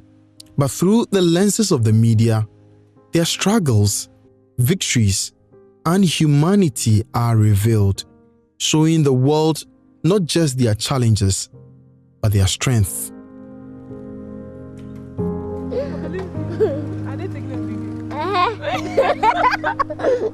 Meet Esther Boadu, a student at the University of Ghana. Despite being visually impaired, she leads a life without limits. At her side is Felicity, her closest companion, a friend whose simple acts of kindness have become Esther's lifeline. Felicity and I met in school, university, and she has been really helpful. We bond a lot, and without the media, nobody is going to know of our friendship, get to know that a person living with disability and pleasure and visually impaired, it is possible to be friends. But with them, the world got to know that, yes, even those that can see, normally they have quarrels, but the bond between Felicity and I is different, and it has inspired people a lot. Esty, please can you kindly pray for us? Let's be in a mood of prayer. What began as a chance meeting in the classroom has blossomed into a bond that has defied expectations. For Esther, Felicity is more than a friend. She is a guide, her companion, her way through a world that often overlooks her. Be careful. Their friendship began like any other, small, unassuming, but with a profound impact on their lives. Get down. What Felicity did not know was how much her kindness would change not only Esther's world, but also how the world will come to know Esther. Without the media, nobody will get to know and even change their mentality that visually impaired is contagious. When you come close to them, you are going to be infected or get it. Every day, Esther and Felicity navigate the academic journey side by side. They share lectures, cook meals, laugh together, and even face adversity together.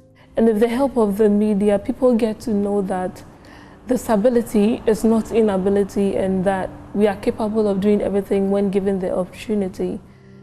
At the University of Ghana, Felicity, Wedeva Ajure, and Esther Boadu are proving just that. Despite the former's short stature and the latter's visual impairment, their bond is unbreakable. The media has opened doors for Esther, not just to the world around her, but to her own potential. Through the media's lens, Esther's friendship, her struggles, and her dreams have been shared with a wider audience. With the help of the media, they've been able to inspire a lot of people with our friendship, Felicity and I. Without the media, nobody would know Esther Boadu is in the University of Ghana, but with them, I've been able to get recognition and also gain an award. The Chartered Institute of Marketing Ghana, CIMG, through the President's Special Awards, wishes to recognize their remarkable resilience. Their story is a testament to the strength of friendship that knows no limits. Ladies and gentlemen, let's welcome the recipients of these awards. Miss Esther Boadu, student, University of Ghana, and her bosom friend, Miss Felicity Wedeva Ajure, who is also a student of the University of Ghana. And now, the journalists who threw light and visibility on this particular story. Let's help celebrate Mr. Emmanuel Kwashi Jivenu, journalist from Joy News, who broke the story. Let's welcome the three of them even as they come. I was full of joy because that is what I wanted to do, but I did not know how. But when the media came to our aid, finally I knew that my prayer has been answered.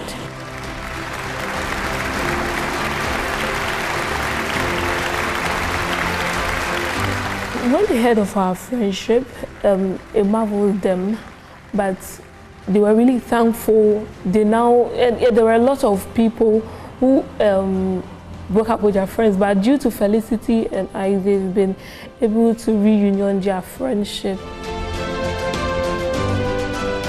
But in a world where the media plays a critical role in empowering voices like Esther's, there are those who seek to silence them. Across the globe, journalists have been attacked, their work undermined. In Ghana, the situation is no different. The rise in attacks on media personnel has shaken the very foundation of freedom of expression. An attack on the media is also an attack on us. Without them, we can't get access to information and we'll be found wanted in the country.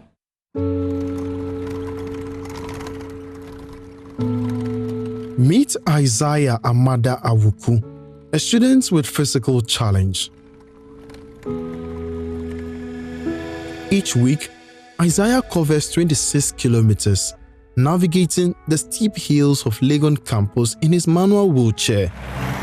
His perseverance is nothing short of remarkable, but his journey has been far from easy. I attend 12 lectures a week. for which most of them are at the maths department. And I have to cover about 1.1 kilometer each. So in all, in and out for the whole week is about 26 kilometers. And covering this distance every week, at times so I feel pain most times at my chest, and this is having negative impact on my studies. Isaiah's determination to pursue his studies despite the odds stirred something in the hearts of many. After his story aired on Joy News, he received 2 electronic wheelchairs, textbooks, and financial support for his education. The Ghana Statistical Association also awarded him a full scholarship for his master's degree. I am extremely excited, yes, for Ghana Statistical Association coming to my aid for providing me a wheelchair, electronic one that will ease my navigation on campus. I'm really excited about it, and I don't know how to express my joy. Before the interview, myself, I know, I have hope, I have faith that when people hear of my story, they will surely come to my rescue. This wouldn't have come on if the media hasn't shined light on my story. The media is doing great in supporting people living with disability, that they can also achieve their aim or their goals in life. And I think this is very nice of them that we should encourage. Through the media, Isaiah found not just a platform to share his story, but the means to achieve his dreams. But as the media faces growing threats, so too does the potential for stories of people like Isaiah risk not being told. An attack on the media reporters would not pave way for them to tell our success stories or bring the attention of the public to people living with disability. Assuming a media reporter come to carry an interview or do interview with me to know the challenges I'm facing, the things I've been through in the school, and there is an attack on that media reporter, would he be able to bring to the public that my story? It will not.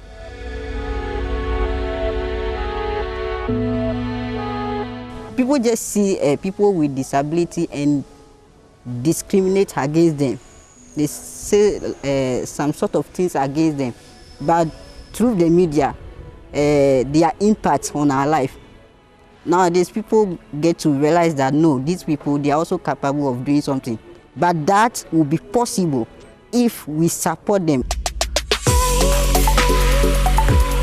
For Moses Adai, life took a sudden and painful turn when a road accident resulted in the amputation of his leg. At just 13 years old, Moses had already undergone several surgeries. His world seemed uncertain, but through the power of the media, Moses found hope.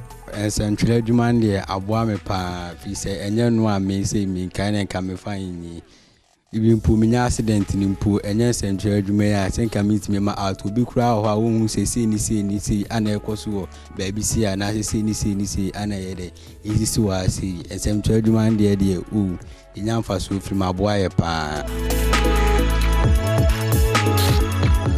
You put me clam accident. Where a number and send treadman to met me and your fee and your store, but show me the IBB my pa. Koma amadia kame story ni den ka ma bontene dia ene nkene abrabo de me sure say nke bit me akwa ye bimpo hospital bay money sa eduro ye nkoto eduro no operation ni eni na CCM so for ayeni ni na wa me ana me so o ma so dia na me sure say life pa de so bit me back to you say de na me sure say meet me like en pepper so am say me nya hoden na me de ananti ana say meet me anya say na mani na so bai erade adum de say de omuba ma say me de say de ya mama. When Moses' story was shared in a moving documentary by Seth Kwame Boateng, it reached people who could help. Ekosi Sen Impacts Project built and handed over a fully furnished 3-bedroom apartment to the family of the young boy. This impactful project was made possible through the generous contribution of listeners and the significant sponsorship of JL Properties. Nyameti ase omo yes omba yes store no omo amama ni omo kan se omba yes store ma me ho no ma da ko pe no omo flem se me hye omo junction ne emla ne mehwe ade ampa me ba ya no omo de safo ma me se mimiye na minim ba bia container no posi me bia ya na niema minim ade a sabio ye ton ana ni pedi na bi nimu na bibia wo muti obi ho no kan yes ama se ombe si dan ho ba bia dan na me se dan se de container no omo kan so omba ya amame a man ko chinchina ni wo mochia omo chire ble ko ba chire minim se dan no so omo so omo be si ama me ampa de omo ye container no de dan no so omo be si ama ye ne nkula no enya me adawloma enam sentrefo esuwa omo timi asa ama nne me ne me man so ye nya ba bia atana se kula omo ba yo be chire se edan ni ho bi mom no otwa mo timi ka se wo nso wo dan ni na maka che se me nso se ye bobo first na ke ye bobo fila chira me na kam di kan ebe ani mu so amena bitwa to nti ese no nyame adom me nso ye bobo fila ni mu a me nso mi di kan ne ba se kodura kira na afa ne metwa las nti nyame aye bi nam sanchefo de me sra awrade se ba bi ansanchefo betua na mo asibia ono asafo awrade no a emo om ho ban na obi bia la nso akọ me ban so hwe a me bayi wura mu no a omo aboa na wo ya nsi ya omo akase omo be boa na mo omo ne hinhim omo de omo sia omo yo Minya fine say mini ubia say bibi yewi ana say bibi osem trade man na say na mni akonya bia ba ewumu nyame ne yi boafo a omutimi de baaye ana central ebo de mo yi na say de central fo ni na asi so omutimi aboa me pa. Moses' story is just one of many. Without the media, his journey would have remained hidden. But through the media, the world saw his pain and his unyielding spirit. Even po me ba fie no na ase na me na minya enyusu we ni sa mo na afi me asora by obi tumboa me e ma minya hwika utenema uya okreka na enu eko okreka na enu eba even po eno point like aboa me ana even po ba bia me dana la min na ma sitinema na minnema na say na enye good de na mi na mba fia la efi onsu to na ebufa na yesi be na nyame adom mo hwa yesi eto ahasi yensu to a wonni sinsu to na say bibia e kama me de aboa me yi pa timi amata so nya shop ama me betina no onko bracing wram no ne wram ne obetina no obensu enya kakra ma ye de etimi ato aduane e di bimpo mi school sim ni mi bibia mu so o maboa me bi pa. In a time when journalists are under attack, it is vital to remember the role they play in sharing the stories of the voiceless. For people with disabilities, the media is not just a platform. It is their connection to the world. Let's speak up to defend the media.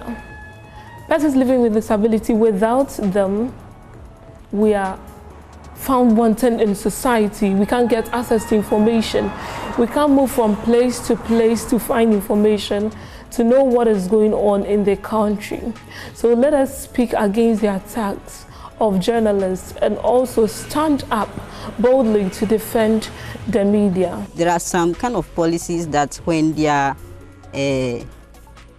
be implemented, you know that when I do this against a media personnel, or a media person, I will be punished. So I will not do that. And if someone do it and the person has been punished, that would deter others not to do that. Momo dia said yamba bon central for ho ban.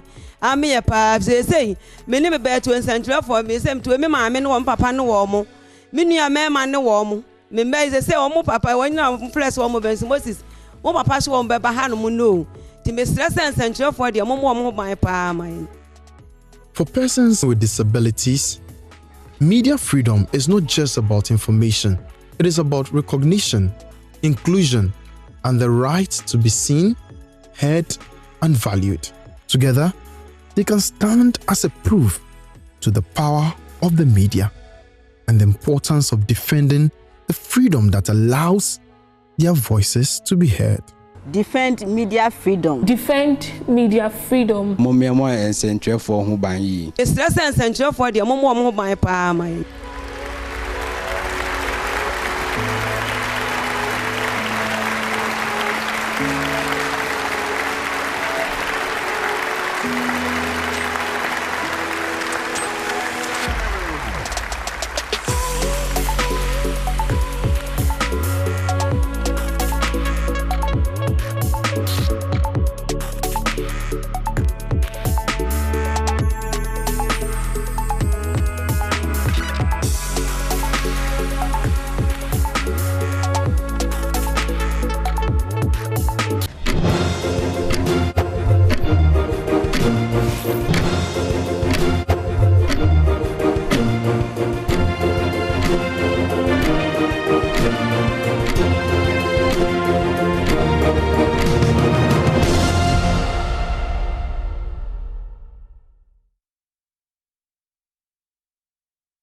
Well, we are definitely turning the microphones on and casting off any barriers, especially when it comes to persons living or persons with disabilities. Now, on the back of that conversation, we're going to be interacting with our guests. Joining us on phone now, we have Suleiman Abrima, he's Executive Director, Media Foundation for West Africa. Then via Zoom, we have Sharon Willis-Brown Aqua, Programs Officer, Center for Democratic Development. They join the conversation. We have Dr. Peter O. Nda, Director, Center for Disability Studies and Advocacy. And finally, Andrew Neo-Kaikwe, Founder, Center for Disability Entrepreneurship and Public Policy. All of them join the conversation. A very good morning to all of you. Let me hear from those of you joining us via Zoom for now. Do I have Sharon? All of you, please unmute. We just want to do a sound check before we continue.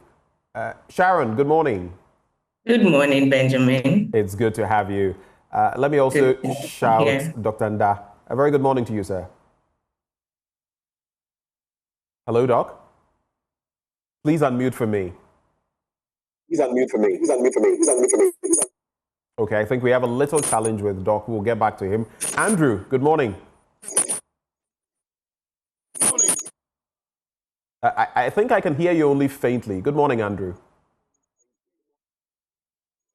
Okay, just to be sure so that we move on. And then Suleimana, Mr. Brima, a very good morning to you, sir. You are joining us via phone. All right, so let's start with Sharon, and then Sweetie Aboti will take it right over from there. She is Programs Officer, Center for Democratic Development. You know, it gave me chills watching this latest Hotline documentary, and the joy was the fact that the media plays such an essential role in the lives of so many people. Yeah. Hello. Whom do we have? Is that Doc? All right, Doc. Doc, it's good to have you back. Just checking if I'm clear here. Yes, I can hear you from here. Thank you for the sound check. Do hold for me, please. So, Sharon, if you look at SDG 16, there is the emphasis on access to justice, strong institutions, inclusivity, and more. When you look at this latest documentary, how does it feed into the picture, and how does the assault on the media claw back from that picture? All right. Thank you very much, Benjamin, and good morning to viewers out there. We are bringing you greetings from the Center for Democratic Development, of course. I must say I need to commend Multimedia Ghana Group Limited for this very intriguing and intelligent broadcast and documentary. To be honest with you, I have a background in journalism and I can clearly relate to this. The media certainly plays a very key role and in raising awareness and barriers that persons living with disability, or let me even put it this way, differently abled persons face.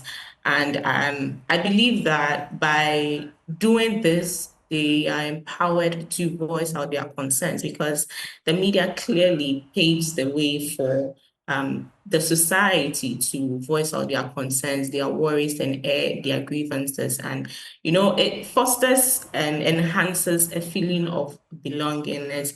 Now, the SDG 16 agenda seeks to promote peaceful and strong institutions, provide access to justice, and, you know, promote inclusivity.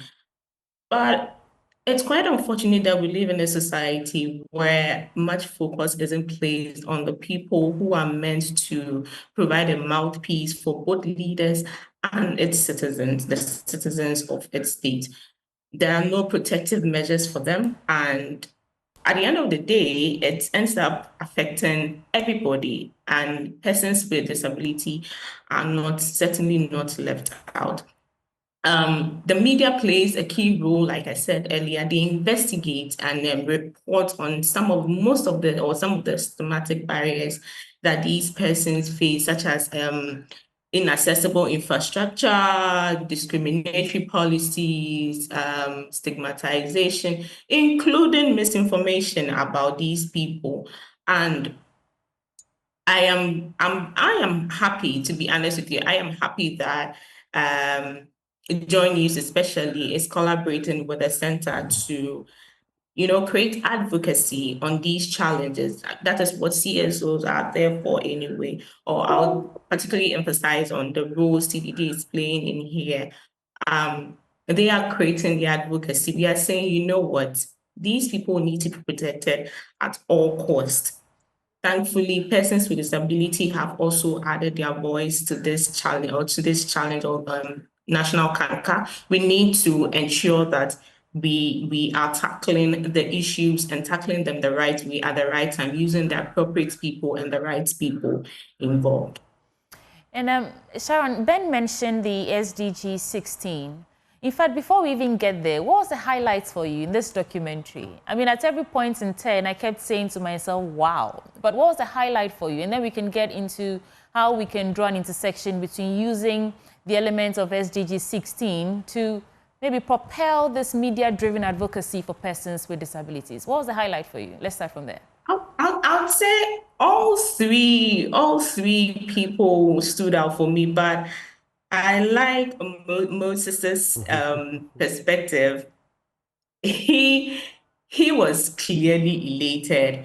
His family even they also benefited at the end of the day. And trust me, nobody can watch this and say, and so what?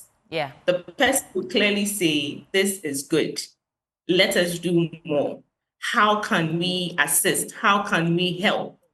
That is the word that we are all looking for.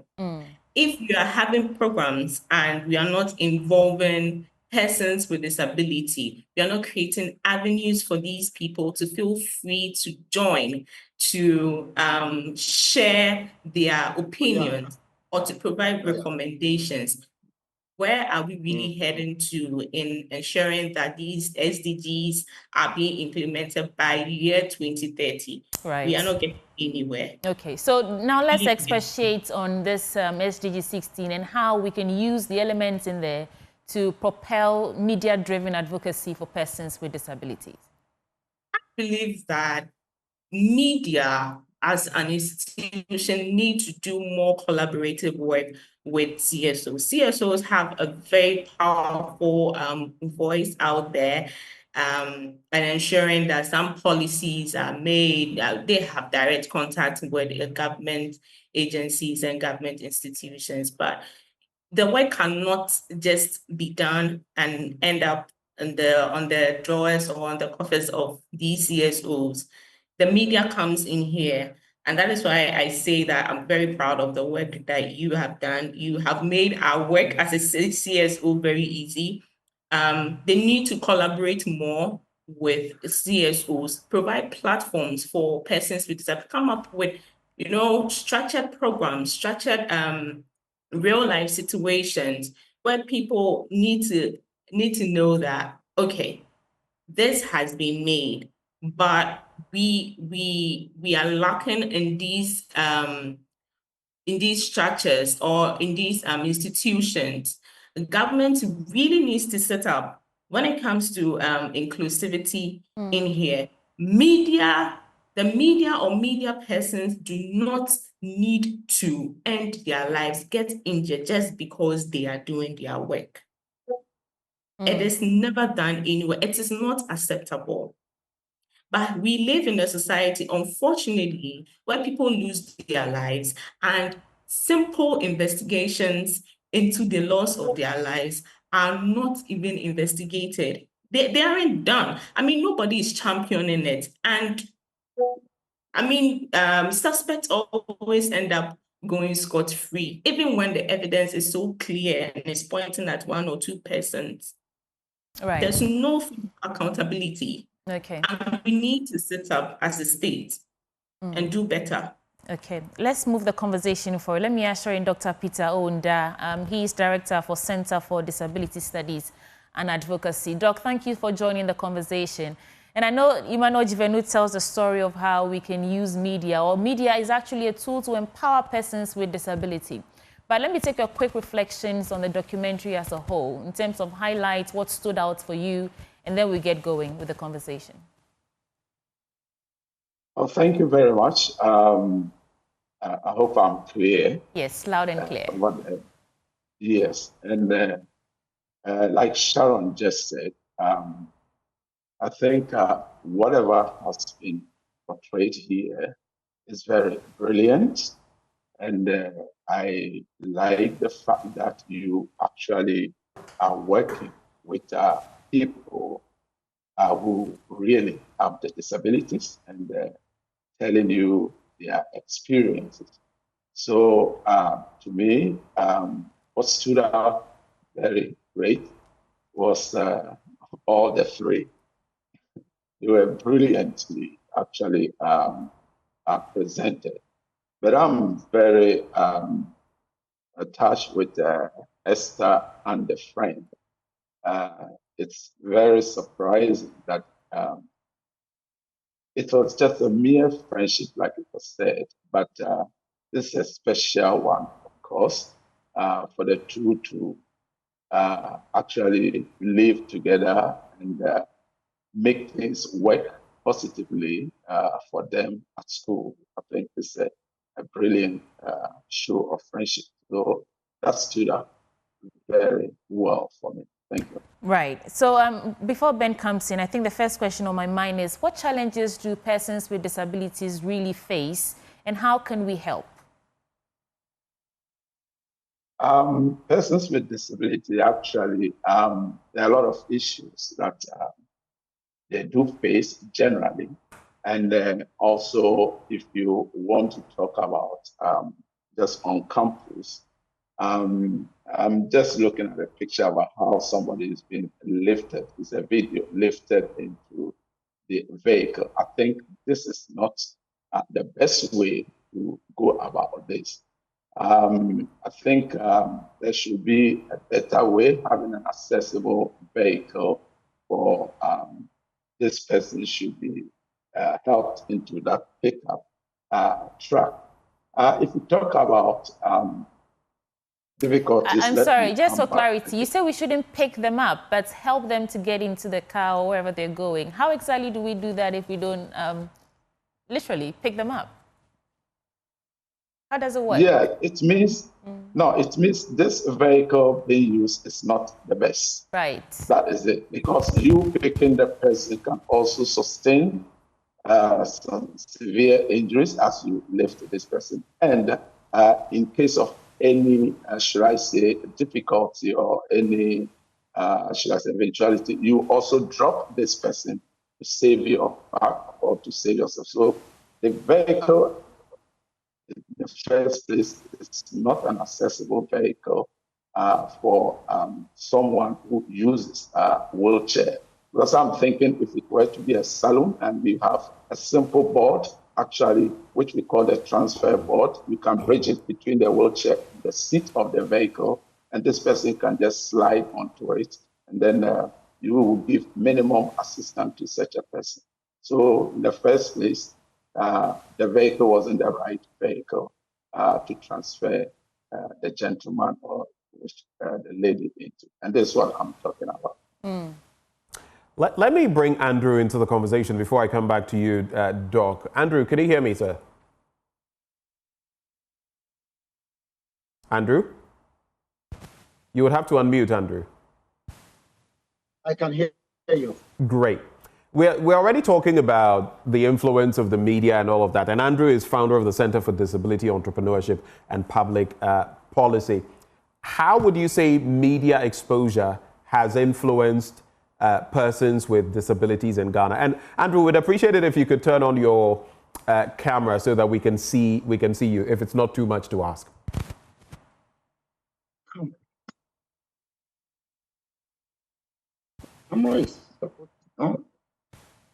So I think you can go ahead with talking. As and when you are able to give us visuals, then you can give us as well. You just have to press that button with a camera-like logo on it, and I think it will get you on. But what are your thoughts on this? You can go ahead and share your thoughts.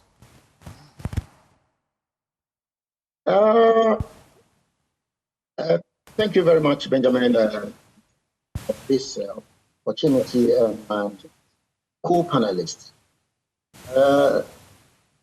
Media has championed the issues concerning persons with disabilities to what I would liken to as the civil rights movement concerning persons with disabilities in Ghana. The media have been able to, particularly Joy FM or Multimedia House, have been able to project persons with disability when it comes to issues of inclusion, respectful representation, and in a very long way, it has educated Ghanaians when it comes to the issues of disability. Multimedia, and particularly also civil society, have been able to educate the public to know that persons with disability have some form of ability, and they're not asking for much. They're not asking for sympathy, so to speak, but they're asking for a voice. And this is what I believe the media has done for persons with disability to date. And for that matter, media needs to be protected. Media needs to be celebrated. And this will go a long way to educate family members, because statistically, it is estimated that almost every Ghanaian family has a person with disability in one form or shape or the other. We go to these families, we even realize that some of them are on provide the necessary advocacy or the voice that family members desires. And this is where mic must be kept louder so that as a nation, we will not be seen as the when it comes to issues affecting persons with disability. Right. Just a quick follow-up. Thank you, Benjamin. Right. A quick follow-up, Andrew, on what you've said. So it is obvious that then we need to shape policy in respect of persons with disabilities. How can we, the media, push for such policies and their implementation? What do you think? The media must keep what they are doing and getting it better. The media must do this without fear or favor or some form of attacks. The media should be in a position to know that this is not, so to speak, a fight for persons with disability, but for mankind and for all humanity. Because in the past, we find situations where people with disability are either hidden by their family members and they are not known. Ketsi, the media, Ketsi Benjamin, Ketsi Emmanuel Jivino, and MFI, and all the staff, and all the other media houses and civil society organizations. Now it becomes a shame to rather keep your family member in the house, and because you feel embarrassed that you have a family member, you don't give your family member any form of education. You don't give them all the necessary things that every human being desires. So, back to your question, the media must keep doing what they are doing and do it better without fear or favor. Thank you for those interesting thoughts. Let me bring in Sharon and start the conversation from there before handing over back to Sweetie. We started talking about SDG 16 and its different components that feed into the conversation we're having. But there's also the element of threats to media freedom. And we've seen part of that in attacks on media professionals, even in recent times. The GJA is talking about that. What urgent steps from where you sit should be taken to protect journalists so that they can continue amplifying, giving a voice to the voiceless, talking about these crucial issues? Well, first of all, I think we need to look at the security situation of media persons.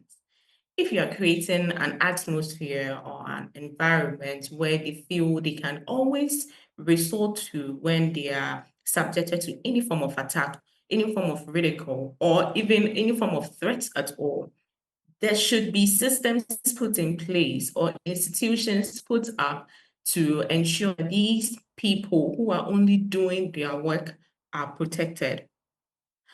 We should also come up with some form of legal reforms that seek to protect and that seek to fight against silencing media persons when they are on their own, when they are only doing their job as that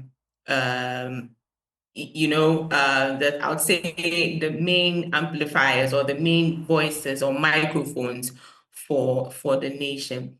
If we are putting these two structures in place, I think we can actually get somewhere as a state. The nation shouldn't come to a point where press conferences are always held when we can actually tackle these issues independently on our own. When we can tackle these issues easily on our own, the international world or the Western world, the entire world shouldn't know about the loopholes in our system just because we are not putting systems in place and we are not providing the right structures to ensure the media persons are protected. It's a big shame on our democracy as a whole. It's a big shame on Ghana if people are holding press conferences just because one or two media persons have been attacked and the perpetrators are walking scot-free. They need to be protected. Put up a real system where I know that, okay, Benjamin has been attacked. Benjamin cannot speak up on his own. Can I go and report on behalf of Benjamin and know that myself, as a third person or as a whistleblower, I have been protected and Benjamin also is going to be protected? Work with CSOs to come up with very good policies on ways to combat these. And I mean, CDD is there for that. The state, if only, it's going to, humble itself and then come and ensure work with us. We are always open for providing some very strong measures towards combating this. Well, I mean, that's for policy framework and systems in place to strengthen the advocacy. But I want to ask Dr. Odu? This question is for you. From your research, because you work with studying persons with disabilities and the challenges there, what should we be prioritizing? Because when we talk about, press freedom and the people in the documentary, we say about 20 people were arrested in 2023, and it's for Galamsey and other, related matters, but not for reporting on stories that concern persons with disabilities. While we are talking about press freedom and how we can aid to amplify, the advocacy for persons with disabilities, what should we be focusing on? You spoke about mobility challenges or facilities that help, transporting persons with disabilities here and there. I can tell you for a fact that so many workplaces don't even have provisions for people to move in and out freely if they're persons with disabilities. What should the media be focusing on? What story should we be telling about persons with disabilities that will help the campaign?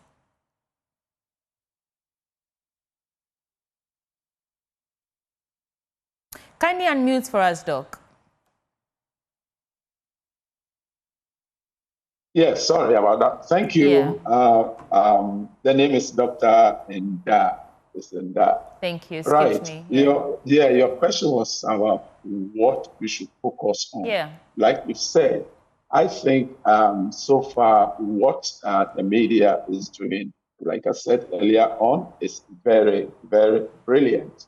But if you come to what to focus on, I think if we can go back to what the Act is saying, the Disability Act is talking about rights of persons with disability, talking about employment of persons with disability, talking about education, talking about transportation, healthcare facilities, and a whole lot of things.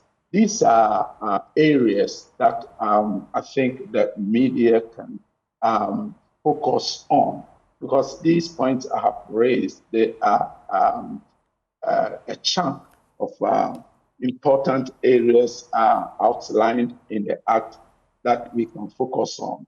It is like people are not aware the education is very, very low when it comes to issues to do with disability.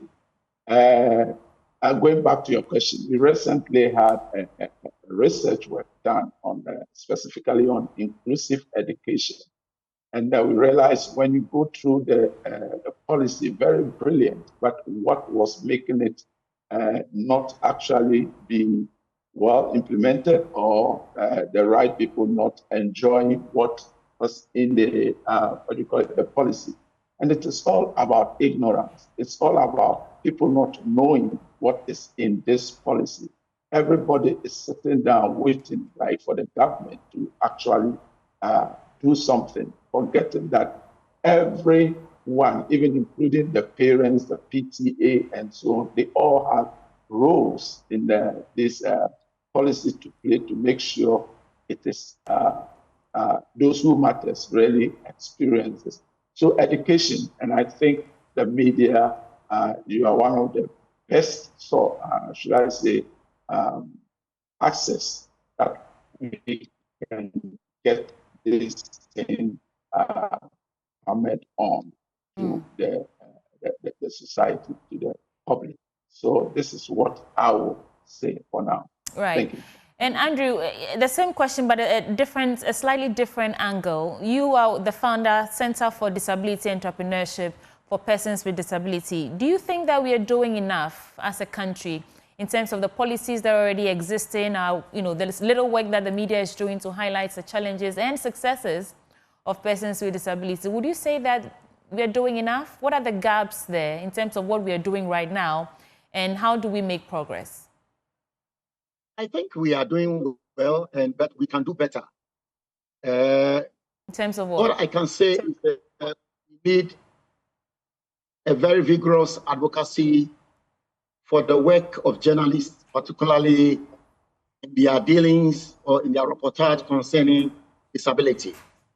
When you look at the First Amendment in the American Constitution, it gives a lot of leverages to journalists or media for freedom of speech, right to information. And as a country that I want to believe that we are over 60 years old, should have a well-fashioned or well-skilled legislation or laws that protect to the fullest. There must also be more sensitization, even in the form of literatures. And there should be also be more and frequent collaboration between the law enforcement agencies and the media. And this will go a very long way to make us look better. But like I keep saying, keep the microphone louder. I think we have a network interruption there. Andrew was just trying to tell us how we can accelerate action. Are you back, Andrew? Can you hear me? Yes, I can hear you. Please land on that point for us. Yes, so it is very important that the media gets refuge or protection both in our laws and in collaboration with our law enforcement agencies, which must be more frequent, so that Ghanaians and society must know that the media, without the media, we will not go far as a country. It is the media that throws light on the darkness. It is the media that gives us guide on what to do. And it is the media that compels the civil societies and even the Department of Social Welfare and Social Protection to do their work in excellence. Right. Ben. I'll start with you, Sharon, on this next beat. So beyond all the rhetoric, beyond the storytelling, we're looking for impact. That's the bottom line. Impact that will help persons with disabilities, but also bring about structural reforms. Now, in respect of the structural reforms, I want to find out from you. We've spoken about the safety of journalists and how, we have the story of Ahmed Hussein Swale. Till today, that matter has not been resolved. Should we get to the point where, as the fourth estate, we maybe say that if you attack a media professional, it is like attacking a police officer? And we all know of the severity of the punitive measures for doing something like that. Should we, policy-wise, get to that point? Yes, I strongly believe we should. Government must be quick to condemn attacks on the media and attacks on press freedom. They must be very quick to do this, just as much as they pay so much attention to attacks on state institutions, attacks on security personnel and whatnot. The media, like you said, as a fourth estate, they play a very important role in amplifying the voices of the citizenry. If we are enhancing or creating more awareness on media and persons living with disability and partnerships, it's going to be a step in the right direction, I believe. Persons with disability shouldn't feel as though they are being left out just because the media isn't paying so much attention to it. And I think I'll come in with the points or the question Sweetie asked: is the media doing so much, or are they doing very little? I think that we can always start from somewhere. We are doing a lot, or let me say the media is doing a lot, but there's still more room for improvement. Government must ensure that anybody at all who is subjected to attack just by virtue of being a media person should be investigated. These cases should be investigated and investigated thoroughly and seriously. And it shouldn't just be an open and closed case. it should be an open, search deep within and ensure that the perpetrators are handed over to the police and justice is served. At the end of the day, SDG 16 is seeking to address and secure justice or a more just society for the world. Let me rope in Dr. Nda on that same conversation. Should we make it more punitive to attack journalists? And how can we feed this into impacting better journalism when it comes to protecting and highlighting the issues of persons with disabilities? Dr. Nda, I think you may have to unmute.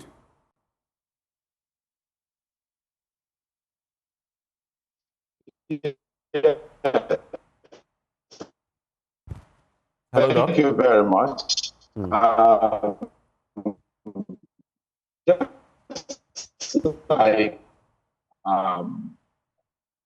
I think, please can you hear me? Hello. I can hear you, but it appears you've turned. I can hear you, but it appears you've turned off your camera. If you could just turn it on and start again, I'd be grateful. Sorry about that. Just touching things. Yes, just like Sharon said, I think there should be equal punitive measures or very closer look into issues of attack. I mean, to the media. To me, I think what the media is doing is very marvelous. And I think if you are working in an environment where you have your freedom, where you think you are just doing your work, I don't think there should be this tax and causing this. It appears we have some challenges with the connection with Dr. Nda. We'll try to get back to him on that same point. So we move the conversation forward. Andrew, what do you think we can do? Because if you protect the media, you also protect the interests of persons with disabilities. But how do we do that with the current, even legal regime we have?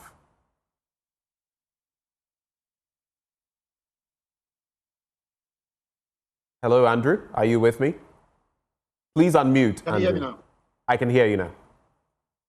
Right. So back to what Dr. Nda and Sharon were projecting, I believe that there must be very serious punitive measures for people or persons who attack media personnel or media houses when it comes to the issues of disability, because it is a social issue, it's a social welfare issue and the welfare of another segment of the population. And it is very important that the quicker or the faster the Minister for Gender and Social Protection, as part of his social protection strategy, must be able to get Parliament to ensure that media houses are protected infinitely. And like I said, the punitive measures must not be just minimal.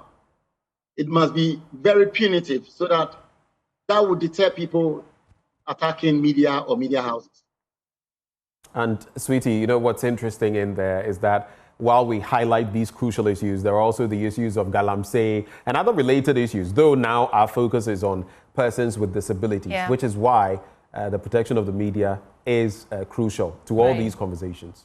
And I think this will be my last bit. I want you to reflect on this, Dr. Nda. One of the things that media does for persons with disabilities highlights the humanness of these people, because society, humans have the proclivity of treating or discriminating against persons with disabilities. So when you tell stories with people with disabilities, you show that they're just like us, they're human beings. However, we have to be careful not to treat them like others. So where do we draw the line between assisting, and this is beyond media and policymakers, this is for regular people who are listening to us right now. Where do we draw the line between assisting persons with disabilities, like in the case of helping them get into a car, and treating them in a way that makes them feel inferior? As specific as you can be, where do we draw the line between helping them to go about their daily work and treating them in a way that makes them feel inferior? Dr. Peter, if you can unmute and take that for me. Yeah, I hope I've unmuted. Yeah. Can you hear me? Sorry about this. Yes, you're loud and clear, Doc. Go ahead. Thank you very much. Thank you. Yeah, what you just said is very important. One thing that we fail to understand is that disability is part of being human and it's integral to the human experience. This results from the interaction between some health conditions and then, should I say, and a range of environmental and personal factors. So anyone can also experience this. If we're working with persons with disabilities, I think what we need to do is to respect the person as an individual first, before you even think about what is disabling that person. After all, it's the society that is disabling the person, and the person is just like any human being like us. So the respect should be there, and we shouldn't see them like people who are perpetually in need. You should highlight on what their strengths are and what they can do. And we shouldn't always think of going in to assist or going in to help. They should be treated. They should have that, should I say, that's that one word. They should be respected. Right. And I think that will help. Thank you. Thank you. Andrew, if you could get a bite at this, and then maybe I'll throw it to Sharon later, and that will be it for me. Are you with us, Andrew? I'm with you. Great. Act 715, it makes provision or gives answers to the question that you have just asked. And like as Dr. Da was projecting, if we have international standard ramps, if we have equipped high-rise buildings, if we have international standard bathrooms, if we have standard housing facilities, persons with disability, and if we have equipped public transport systems, persons with disability will, to a large extent, may not need assistances into vehicles, into buildings, or into the washrooms. It's louder. Persons with disability will not probably also be begging. They will be gainfully employed. And for persons with disability who are self-employed, they will be more projected. They will be patronized. And they will not be of other persons. And like Dr. Enda said, disability has been with us since creation. It is part of the human system. And as I also said in the beginning, anybody can be disabled one way or the other. Somebody will have a hip bone issue that will be working perfectly, but there will be barriers in his way, maybe accessing infrastructure. So there is the need for attention to be given to all the hindrances, all the things that are creating the barriers, the physical infrastructures, the transportation system, then we'll be making a headway. Thank you. Thank you. And Sharon, while we are amplifying media-based advocacy for persons with disability, regular people on the streets day in, day out also interact with persons with disability, which is why I want us to get, this straight. So from your experience, how can we, as citizens of this country, deal with persons with disability in a way that not makes them feel inferior to us, but just treat them as human?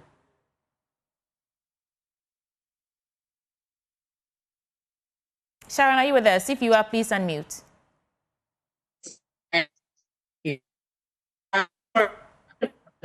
Your connection is not very clear. Maybe you can reposition and try again. Okay, while we try to get that straight, Ben, that's it for me. If you have more questions for them. I can't hear you, Sharon. Are you still on? Yes, I am. Great, it's clearer now. Please. Great. Yeah. So I wanted to get the question again. I was saying that you are experts. How can we more of educating the public how to treat or deal with persons with disabilities in a way that does not, cross the line from helping them into treating them like others or treating them like inferior human beings? Okay, so the first question I would ask is, how many people are aware of the content of the Persons with Disability Act in Ghana? We need to come to terms with the fact that people are not well informed or well educated on the content of this act. And we, together as a citizenry or government, should ensure that strategic and deliberate measures are put in place to educate and inform the public on the Persons with Disability Act, which simply aims to provide a legal framework for the rights and protection of persons with disabilities, and ensure that deliberate efforts are being made to these persons with disability in terms of access to infrastructure, access to normal services like healthcare services and whatnot. If we aim to normalize this, these other differently abled persons wouldn't think that you are just working with them out of pity. They would see it as a normal lifestyle, and people will be able to come to terms with the fact that these persons are actually not so differently abled. Right. It is just no fault of theirs. Okay. If companies are registering their organizations or whatever, or putting up any form of building at all, the organizations that are responsible for providing certificates or licenses should ensure that these buildings are disability friendly. Whereby, if I am coming in there with someone in a wheelchair and this person sees that there's a slopey ramp somewhere, oh, okay, I can actually go there. I feel like these people were actually thoughtful enough to think about me. It doesn't have to get to the point whereby I get there and I need to call on 2 or 3 people to help me adjust my wheelchair. Okay. Well, Sharon, thank you so much. If there's one thing I'm sure about, it's minority groups don't like to be treated like a charity case. So that's very important. As citizens, we should get familiar with that act, Persons with Disability, and how we can treat them and all. Ben, if you have something else. Well, I think we've exhausted the core issues, and we'd like to thank our guests for joining the conversation. Sharon, we're grateful to have had you. Sharon Willis-Brown, Aqua is Programs Officer at the Center for Democratic Development. We also were joined by Dr. Peter Nda, Director, Center for Disability Studies and Advocacy, and finally, Andrew Ni Okaikwe, Founder, Center for Disability Entrepreneurship and Public Policy. We're grateful, ladies and gentlemen, for your time. But moving on from there, just a quick reminder that the AM show is proudly sponsored by Waylead Properties. If you're thinking of that major investment, Waylead is where you need to go. And they have their new, latest project, Willow Lane. You want to call and get some more information. We're taking a breather. We'll be back soon on the AM show.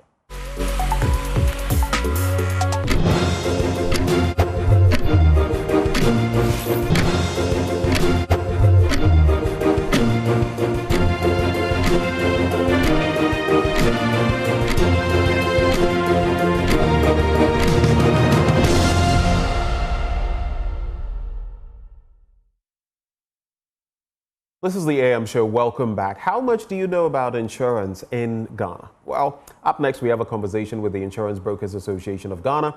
They have their 10th annual educational and exhibition conference from Tuesday, the 18th of March to March the 21st, 2025 at the Rock City Hotel, Kwewun Kwetia. Now, the conference is the flagship conference that brings together all top executives in the insurance industry together. And the objective, to promote the conference and create awareness for the insurance broking industry. Well, joining me in the studio this morning, we have Kofi Okwampa Akoto. He is a member of the IBAG ACE 2025 committee. And then we have Nana Dufia Mache. She's also a member of that committee. Ladies, gentlemen, good morning. Good morning. Good morning to your viewers as well. Let's start with some conversation on the IBAG, the Insurance Brokers Association of Ghana. What is IBAG? Let's start from there. Okay. So IBAG is IBAG is short for Insurance Brokers Association of Ghana. It's an association with over 110 members of licensed insurance brokers in Ghana. Brokers are independent intermediaries who work as intermediaries between clients and insurance companies to facilitate the purchase of insurance and to ensure that when a claim arises, that they help in documentation and ensuring that the claim is settled, valid claims are settled on time. The good news with insurance brokers is that you don't have to pay them to do the work. We get paid by the insurance company through the premiums that you pay. And that also does not mean that your premiums actually goes up. In fact, it's the other way around. You end up having to pay less most of the time when you use a broker. So we're asking everybody to come on board and use a broker. Patronize using brokers, huh? Yes. Kofi, for you, on the same point, what briefly would you say about IBAG and what you've been up to? Okay, so IBAG has been able to bring together insurance brokers within the insurance industry together. That is licensed insurance brokers. Currently, we have about... I like how you add licensed. Because it is not all brokers who are currently operating in the market who are licensed. How is that? So before you operate on the insurance market, you are supposed to be licensed by the regulator, that is the National Insurance Commission.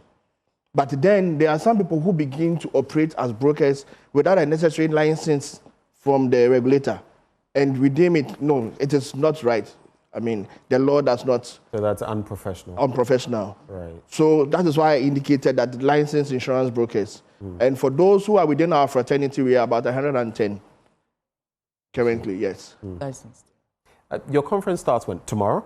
Tomorrow. Tomorrow is the first day of the conference. So what exactly is the conference about? This is its 10th installment, right? Yes. I'm sure those watching us would want to find out, okay, a conference, yes, but what goes into this conference? What's it about? Okay. So IBAG conferences have been going on for the last 10 years. This is our 10th anniversary. Prior to 2014, there was nothing like that. So within the industry, maybe GIA, Ghana Insurance Association, will have their own program in-house. Then brokers will also have something. But there was no synergy. There were splinters. Exactly. It was all over within the place. the industry. So in 2014, the president at that time, Reverend Ahenkra Marfo, and the council sat down and decided that they were going to put something like this together to facilitate conversations amongst industry stakeholders within the industry. And more than that, to also go outside into the country, because we always seem to think everything is in Accra. But as insurance professionals, we know that everybody needs to buy insurance for protection, for the risks that they take in their daily lives.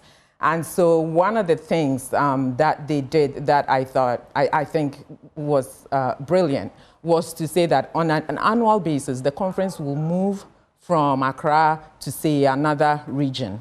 And so for 10 years, we've been moving around the country. I see. Yes, so without the conference... You have more regions to cover. now we have from 6 10 more. to 15. So yes. We should have covered about 10 regions by now. Right. So we started in 2014 in Dodoa, Forest Hotel, and then we moved to Elmina in the Western region the following year in 2015.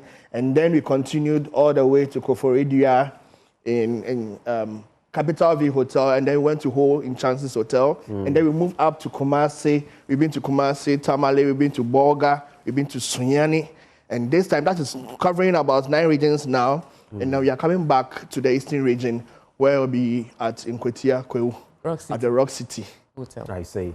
And speaking of, you mentioned 110. Yes. Are those the participants coming No, through? no, no. Those are the members. Those are the members. But in terms of participation, how many participants are we looking at? We are looking at about 280 people or more. Yes. 280 yes, or we more. targeted 250, but at the time when we could say, Jack, I mean, over 280 people have registered. That's why we can say conference back or participants back. But is it open to the general public beyond professionals? Okay, so with our conferences, there's a portion of it that's open. It's not everything that's open. So we have the exhibition. The exhibition is where brokers, underwriters set up, have discussions amongst themselves, the products, new products that they may have.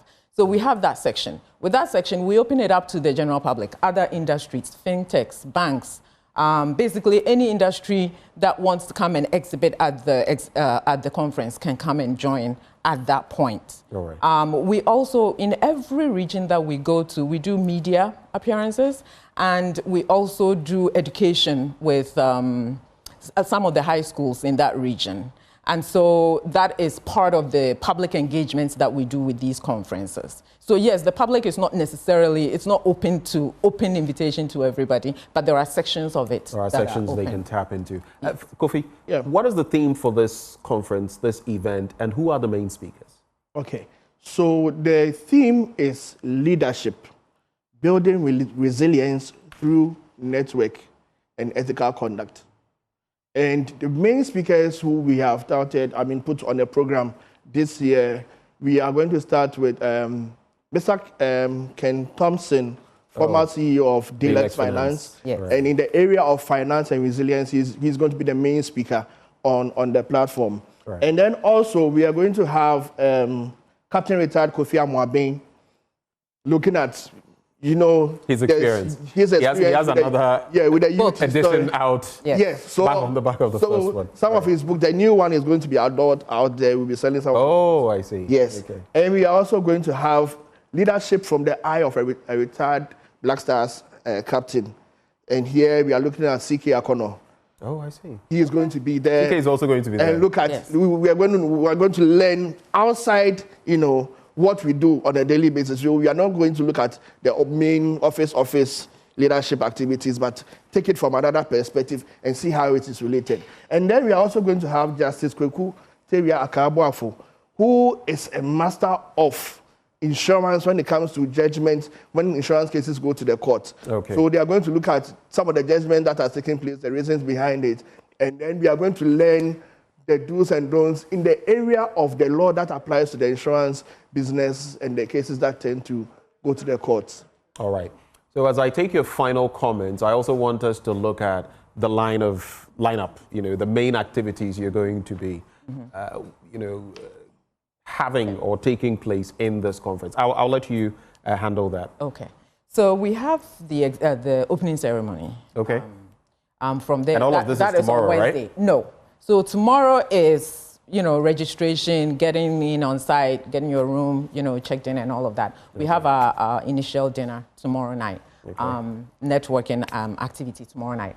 On Wednesday morning, we have the opening ceremony, and that's the first session, and that's when we have our keynote speaker also speaking, Mr. Ken Thompson speaking on finance and his experiences leading, a startup from where he started to where he's gotten to. And more importantly, I'm enthused about the fact that this is almost like a generational company, right?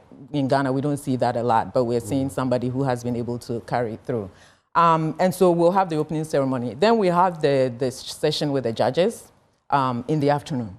On Thursday, we have more sessions with the other speakers, CK Akono, and we also, we are having a mental health session with a mental health licensed consultant who is coming. I like the way she added license. Yes. Final thoughts, Kofi. All right. So we currently are inviting all the people, all other stakeholders who tend to have something to do with insurance. Okay. So currently, the conference is taking in, or participants include those in the reinsurance space, those in the reinsurance brokerage space, loss adjusters, we have insurance companies, underwriters, those who play on our market, and some who play outside our market who are coming. In addition to that, we also have health insurance companies, so there'll be health sessions. So those who will be able to come early, we are going to have some soothing massages in there. And then Also, we are not leaving the night open. We have activities like talent shows and then after parties. And we also have our presidential ball where we are going to award the various companies who have sponsored us over the years. And we want to say thank you very much to our lead sponsor, that is SIC Insurance Company, who have been sponsoring us and been our lead sponsor for the past 6 years. And all other sponsors, we can't mention all of them. I want to say a very big thank you to all of them for holding us through these 10 years. Okay. We couldn't have done it without you, and we are very grateful. Thank you very much. Thank you, ladies and gentlemen, for joining.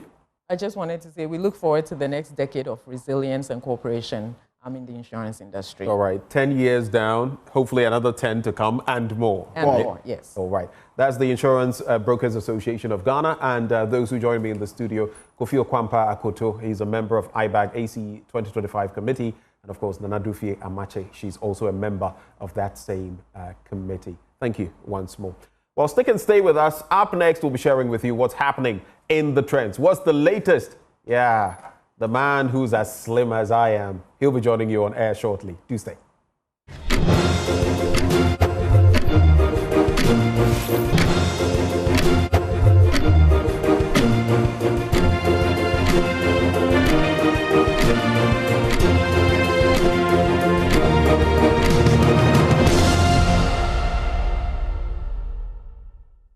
Hello there. Did you know if you blink, you might miss it? Social media moves very fast. But Charlie, don't worry. We've got you. Because on this segment of the AM show is where we give you the hottest take, the viral videos that are taking over the timelines. Yeah. Of course, from breaking news to the memes you can't stop sharing. And of course, if you're doing with somebody who is pretty, beautiful, and intelligent, you're going to have a good show. My name is Derek Elom Ashilevi, and I'm doing this with the ever-ravishing Jacqueline Asuma Yeboah. All right, moving to our very first story. It's a story that made headlines in the course of the week. Of course, these are headlines from social media. And it's the story about Ralph, who is a social media activist who, you know about the 2025 budget being read in Parliament. And he met Honorable Stephen Amoah. Yeah. And had some very strong words. Popularly known as Sticker. Popularly known as Sticker. Yeah. I don't want you to take our words for it. First, watch the video of what transpired. We'll give you all the inside juice that you need to know and bring you comments after that. Honorable when I'm a corner, now going to street light and so offer your friend is saying, so for like impacting this one, Ninia and so Patase, Ninia or and what's on my way for 8 years, Mr. Seka, Kawanutum Parliament, now on mine, the new finance minister, every kind of Bekaima Ghana for, oh yeah. The mobile car to so no any the union said the Ghana be queen any the best sabotage of mine any or mining council. Yeah, she shall see a parliament. So we are hoping. I've always been saying that people actually use the powers we have given them to intimidate us. There is nothing wrong for a citizen to ask persons that we are putting into offices their responsibilities and what they are doing. I am only sending this for Ghanaians to know that we have the right to question the people we put in authority. That's it. And he feels that that is a threatening.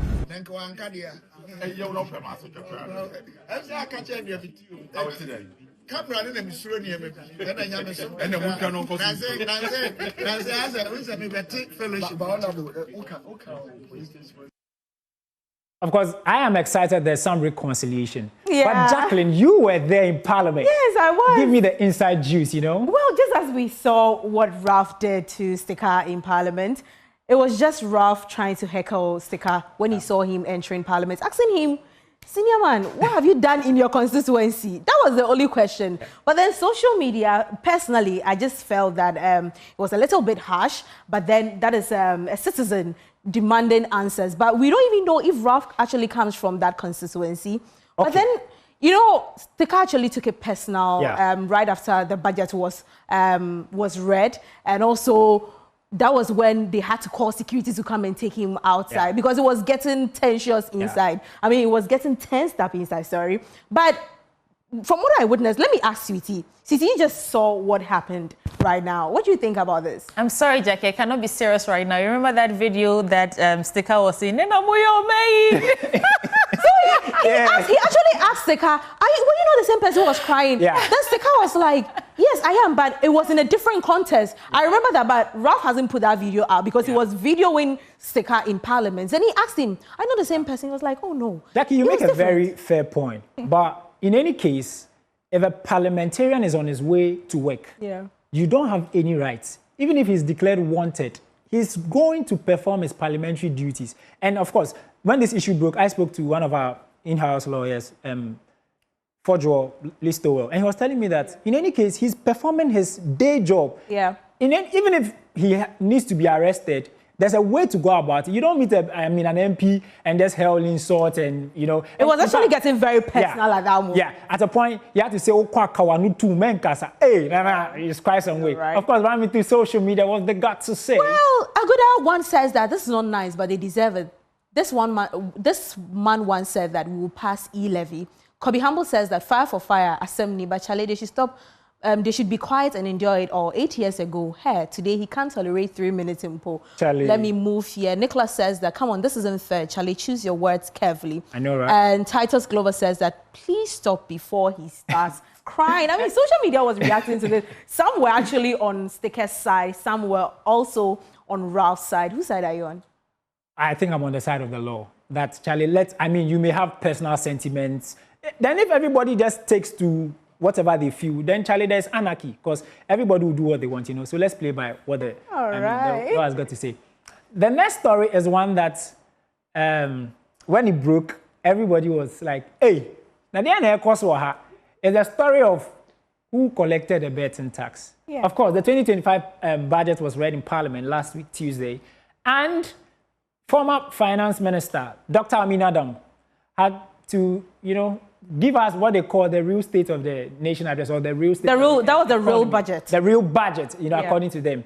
And he made a very shocking remark about the fact that the betting tax was never collected. Yeah. And this story made crazy news on social media because if it wasn't collected, I don't know, boys look at travel, and yet tight. You know, boys, they're more ball for social media. Yeah, I mean, it was one of the stories that nobody took it lightly. Yeah. Because, Charlie, I know some of the boys, like my boys, like Eben and things, and the boys need to share Jumani.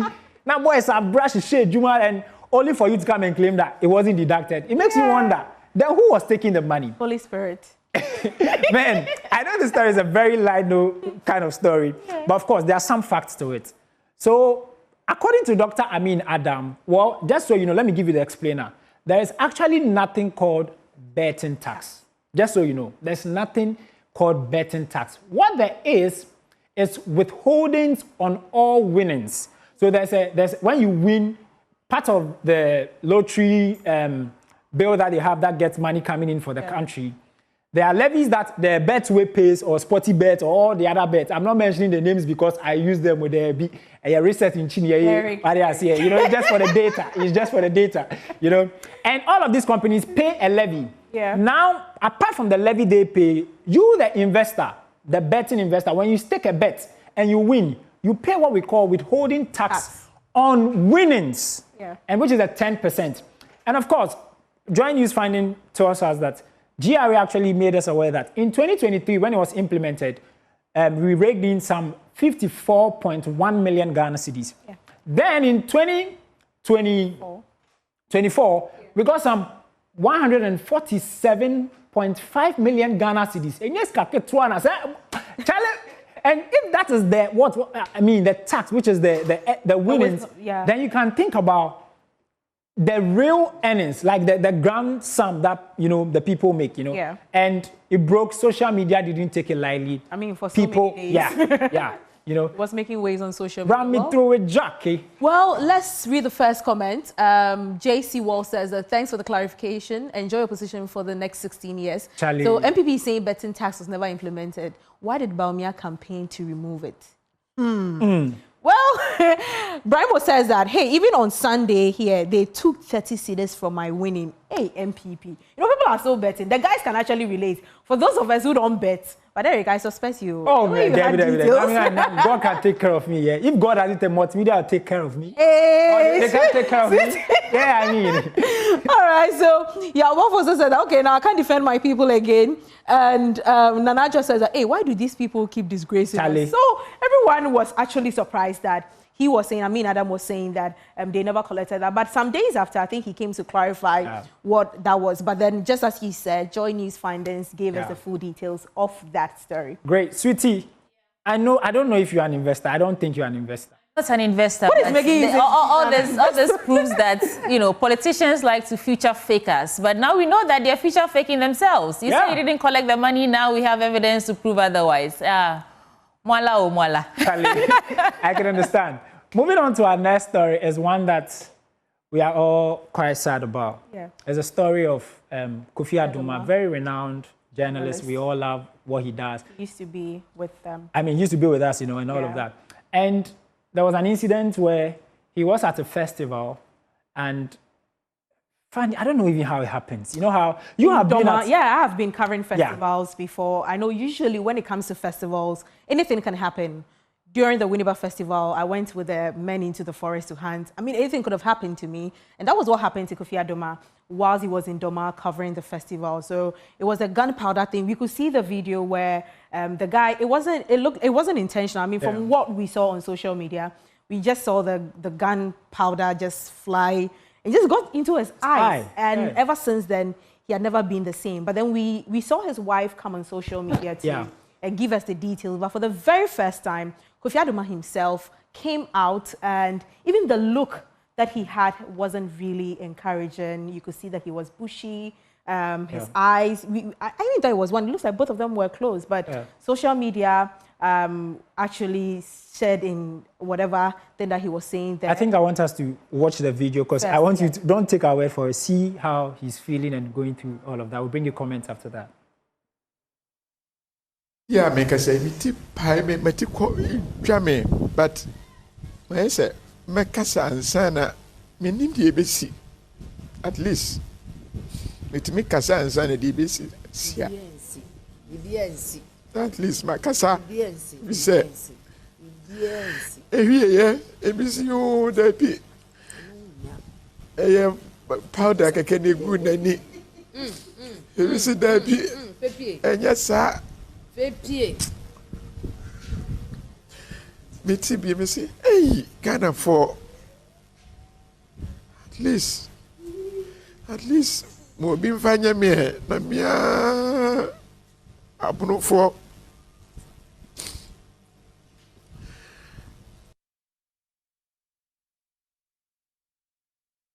I mean, I don't know, Charlie. There's a longer version there. I mean, it's 1 hour. There's a 30-minute version of him narrating what transpired with him in Doma. And key takeaways from that was what he said, a couple of stuff, saying that, I mean, people from the town that he went to cover the festival haven't really been looking for him. He revealed a couple of stuff when it comes to this story. But then let's see what people... The ground has got to say. So Sir Ernesto says that if you've never injured your eye before, which needed surgery, you wouldn't understand. You feel like your world has come to an end. Those around Kofi should help him, and may the good Lord strengthen him.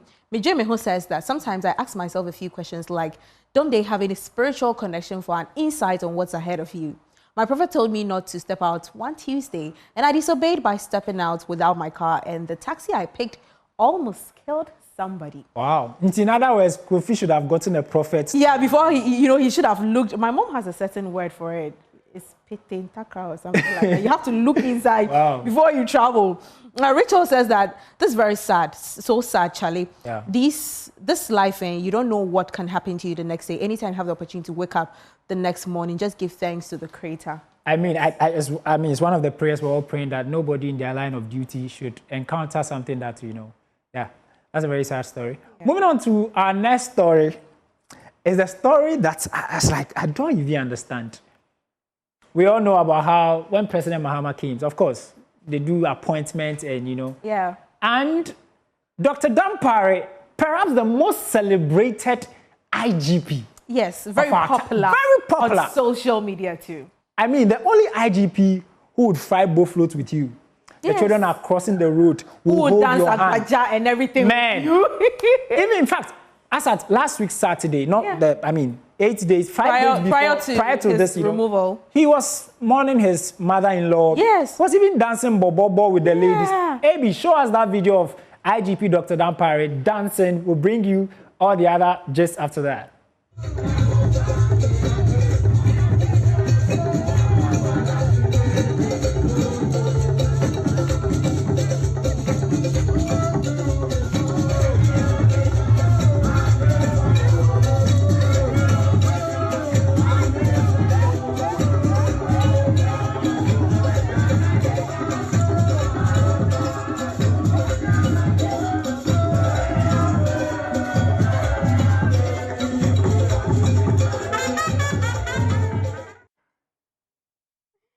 Charlie, I was actually trying to I don't that moves better.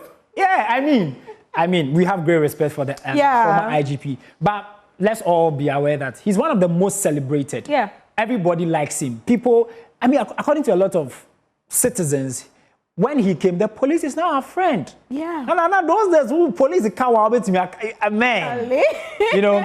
But on the flip side of things, while the citizens are jubilating and are sad, we are all like, I mean, what happened?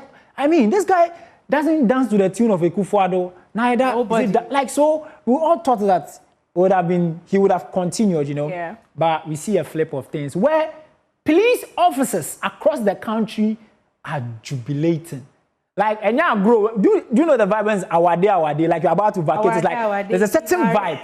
The police are excited, they're happy. See the jubilation videos. We'll bring you the comments after that.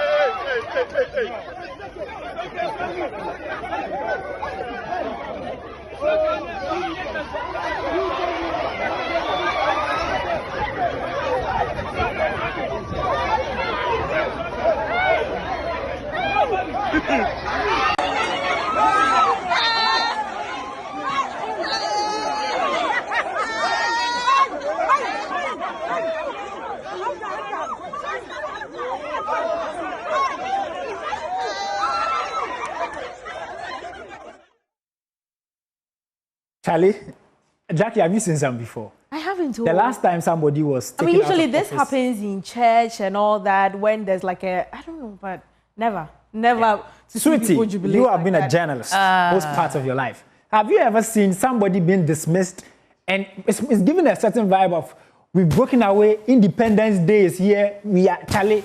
What do you make of it? Actually, we were the people who were shouting, crucify him, when Jesus Christ was going to be, crucified. The same people. Yeah. So, listen, for whatever it's worth, this man brought a lot of visibility to the Ghana Police Service. And for that alone, I celebrate him. Wow. Yeah. Jackie, run me through the social media comments. Well, Habaji today says that my high school headmaster summoned all prefects to interact with us. He ended the session by saying that whoever the students like and cheer is not working effectively. It made more sense by the time we were handing over. It's true. So Sika one says that, so every party bring their own. How cohesive is that?